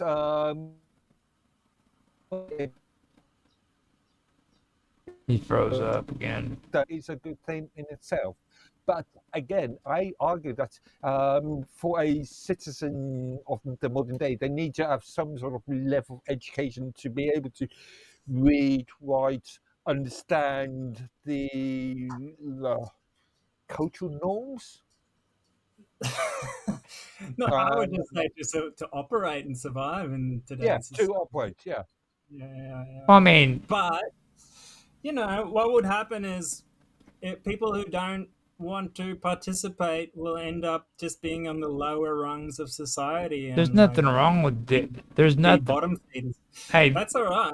there's Like in India, they have a caste system that basically dictates that, and like some people just have to be street people, and others have to be Well, rich. You know, like listen to what's coming out of the your way it is. listen to what's coming out of your mouth though. All of a sudden you're using terms like bottom feeders and shit. You know what I mean? And that's my whole point of it. It's like freaking, you know. It's lame. No, hold up. What's wrong with being a ditch digger? It's actually an honorable job. I guarantee you. No, I No, think I so. guarantee you that freaking if you went out and tried to dig a ditch, it would hurt your fingers and you would freaking go back in because Oh, it. yeah, 100%. But even ditch diggers need to know how much money they're spending down in the grocery store. Still need to be able to understand at least fundamentally their employment contract. Well, no. Ditch diggers make way more money than I do. Now, I mean, now, I'm even below that. now we move into the freaking employment contract. Okay, what the fuck is up with this shit?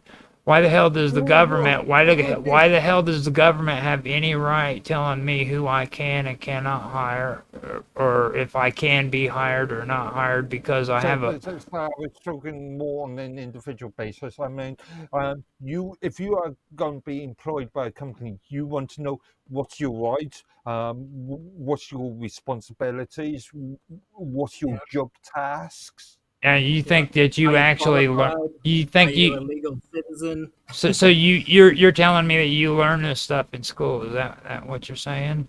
Well, no, I'm saying. No, I mean, is that what you're to saying? be able to I Are didn't learn that stuff in school. yeah, I don't remember economics being a part of the fucking the the principles. curriculum. Yes, But but it does make actually, sense. funny enough, in UK, up to was I was in school, economics was a His head keeps freezing up. Shit. but but you were taught to be able to read. You were taught to be able to write. You were taught certain principles to be able to understand what other First people world are country writing, with third or world what internet. people are presenting All, to you. all I'm trying to say is it should be the parents' responsibility. It should be their right to freaking choose. Okay, it shouldn't be the government enforcing laws that say you either make your kids go to school or you freaking go to jail or you get I fined. agree with that.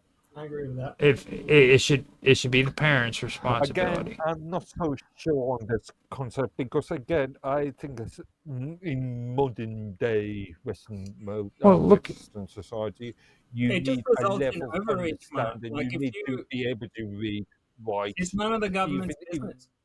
You know, it's the same with like childcare and stuff. need What's happened now is the understanding. government comes in and takes people's children when they deem it like, oh, the parents aren't worthy or whatever of having the kids. It's happening too much nowadays. it's And freaking then what name. happens is the government takes them I into didn't these want black to. holes where no one can like supervise, or the parents aren't even allowed to supervise, and they inject the babies with vaccines and all sorts of crap that you don't even know about. So Again, you're talking very broadly here, well, that's what I'm saying. and Is I the think we end need to result is nuance. if you give the government more and more power over your personal life, they will just keep taking that power as much as they can get. You know, because government thrives off power, and it's up to the people to impose restrictions on government power. So But like I said earlier, when we were talking about these, Still there? Looks like you I froze think up. place everything in moderation. Well, yeah. I just don't agree with that shit. You've known But there's me. a middle ground. You've both known me for two and a half years, and you know freaking my feel on socialism. I'm Probably probably longer, I'm actually. I'm freaking. You guys hate it when I talk about it, so you know. So let's say Roger is like completely for freedom, and let's say Mark is completely for regulation. I would be in the middle, and I'd say there needs to be a line drawn between the two, and we should aim for as much personal freedom as possible without overstepping like ethical boundaries of like exploitation and like demoralization, whatever. As And I, we should also as like I keep on impose saying, limits on government power so that they don't impose too much restrictions on us. So yeah, it's as I nuanced. keep on saying, I consider myself as a classical liberal who believes in laissez-faire, believe in free markets, but also believe in modern Modern conservatism. He'll say of conservative. protection, so protecting Oh, society and protecting the individual. Mark, do you ever think you could cross that line over into libertarianism? that's Libertarianism? How do you say classical it? liberalism. That's that's the same Classical thing. liberal. That's I'm sorry, classical. Yeah, that's the same. When he says classic liberalism, Oh, okay. it's libertarian. Well, it's actually Okay. Yeah. it's the Yeah. I'm same thing. using the US argument. Yeah. Now, if you use libertarian here in the United States, that's not really the liberty. That's not classical No. Yeah. liberal. Over the last 10, 15 years, you've mixed up these terms, and Yeah. liberal means Well, no, world I mean progressive to some libertarians aren't really like libertarians according to what you guys are. Like libertarians are freaking like national socialists who pretend to be freaking like some kind of like Jill deranged. Stein? Jill Stein No, is talking the libertarian. more the John Locke argument. the Tea Party, basically. Have you guys Okay. ever heard of the Tea Party? Yeah. The what's her face glasses. Is that where they dunk the tea in the ocean or something? No, that's where it originally came No, from. that was The Tea Party group is can't the think of ones the name. that freaking marched on Washington, and they wanted well, they declare that they're libertarians, and you hear them say it all the time, but they're not really. They're really like they're like the opposite, but the same as like the freaking woke freaking shit. They're just like really they're like you have woke, and then you have freaking these Tea Partyists. You know what I'm saying? So they're fighting on against one another. So they're conservatives, right? I would call them more freaking radicals. Sarah Palin, that's the name I was thinking. Yeah, I would Is call that them like Ron Paul and them? um, Ron Paul? radical socialist kind of. Yeah. That's what I would actually call them. They pretend like they're conservative or libertarian or classical liberal, but they're really not, because they're They say the movement expanded in response to the policies of the Democratic President Barack Obama. yeah. So they're like, okay. Well, they didn't like the Um, idea of a black president being voted in. That's really what stirred them up the most. You think? Yeah. Well, I thought there was much more fundamental I thought it was issues. more policy based than anything. No, there's nothing real like a lot of this garbage politics that is going on in the United States is really the result of these idiots. Like they came At along least and loosely quote. all. It came out of the Boston Tea Party, supposedly. Well, Like, the Boston Tea Party was Yeah. cool. That's where we sent frickin' England packing, told them we didn't want no more of their shit. That happened back during the Revolution. We said, fucking England, you guys suck. We ain't fucking putting up with your shit no more. So we went up and we dumped all their tea over the frickin' side of the ship. Just got Question for you, Roger. Do you like drinking a cup tea occasionally? American tea. We do the sweet tea. See, we have sweet tea and we Southern sweet I like tea. Indian tea. Oh yeah. You don't do black tea so much, don't you? It's Nah, black tea's good. But I also You- like green tea. Yeah, Japanese and Indian is my I favorite. know. okay. So, I might have to bail, guys. I- gotta get to this farmer's market. I was getting Before ready to it's say over. that too, because like freaking you guys got a little too rowdy and shit. Freaking started talking. I told you this was gonna take a while. That's why I wanted to do a Says you. break. That's why I wanted to take a break beforehand, because this was gonna be a pretty intense conversation. Contentious issues. You know. But I think we made a Indeed. little bit of progress. We didn't settle on conclusions at this point, but I think we all said our piece for the most part. Well, for me, I just want to say, freaking take this shit more serious. It's not a black and white issue. There's people dying in freaking South Africa, and it's been going on for a long fucking time. Okay, Oh yeah, always. that's all I'm trying to say. And But again, we've got to look at the nuances. Yeah. All right. So my conclusion with that is, I really like the policies of the Mandela times, and that actually created a lot of stability in the country. it allowed the white people to still do their business and stuff like that there, which actually created a lot of prosperity for South Africa. It turned it into the best country in Africa, in my opinion.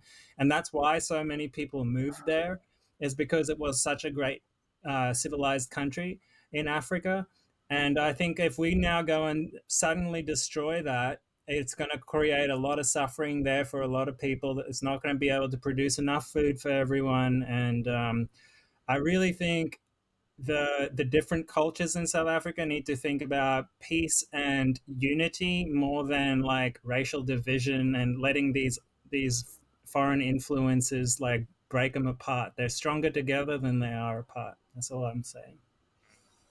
And with that, Yeah, of course, like different argument on the Mandela thing, but in principle, I agree with you. I agree with that too. Now, with that being said, let you two tell everybody where they can find you. Check me out on Rumble under Hacker Radio if you want to come check out the music. Otherwise, I also have a channel called Deep Dive Research, and I'll go into like heavy research, long form topics on there. So That's on Rumble. that's on Rumble, yeah. Right on. What about you, Mr. Edworthy? Myself, generally speaking, I'm mainly on Minds, so minds.com/Midworthy. And with us, you can find us on Rumble, X, DLive, Twitch, Kick, and sometimes on YouTube. You're not going to catch Untethered on YouTube because we got wild people on here that just YouTube can't handle.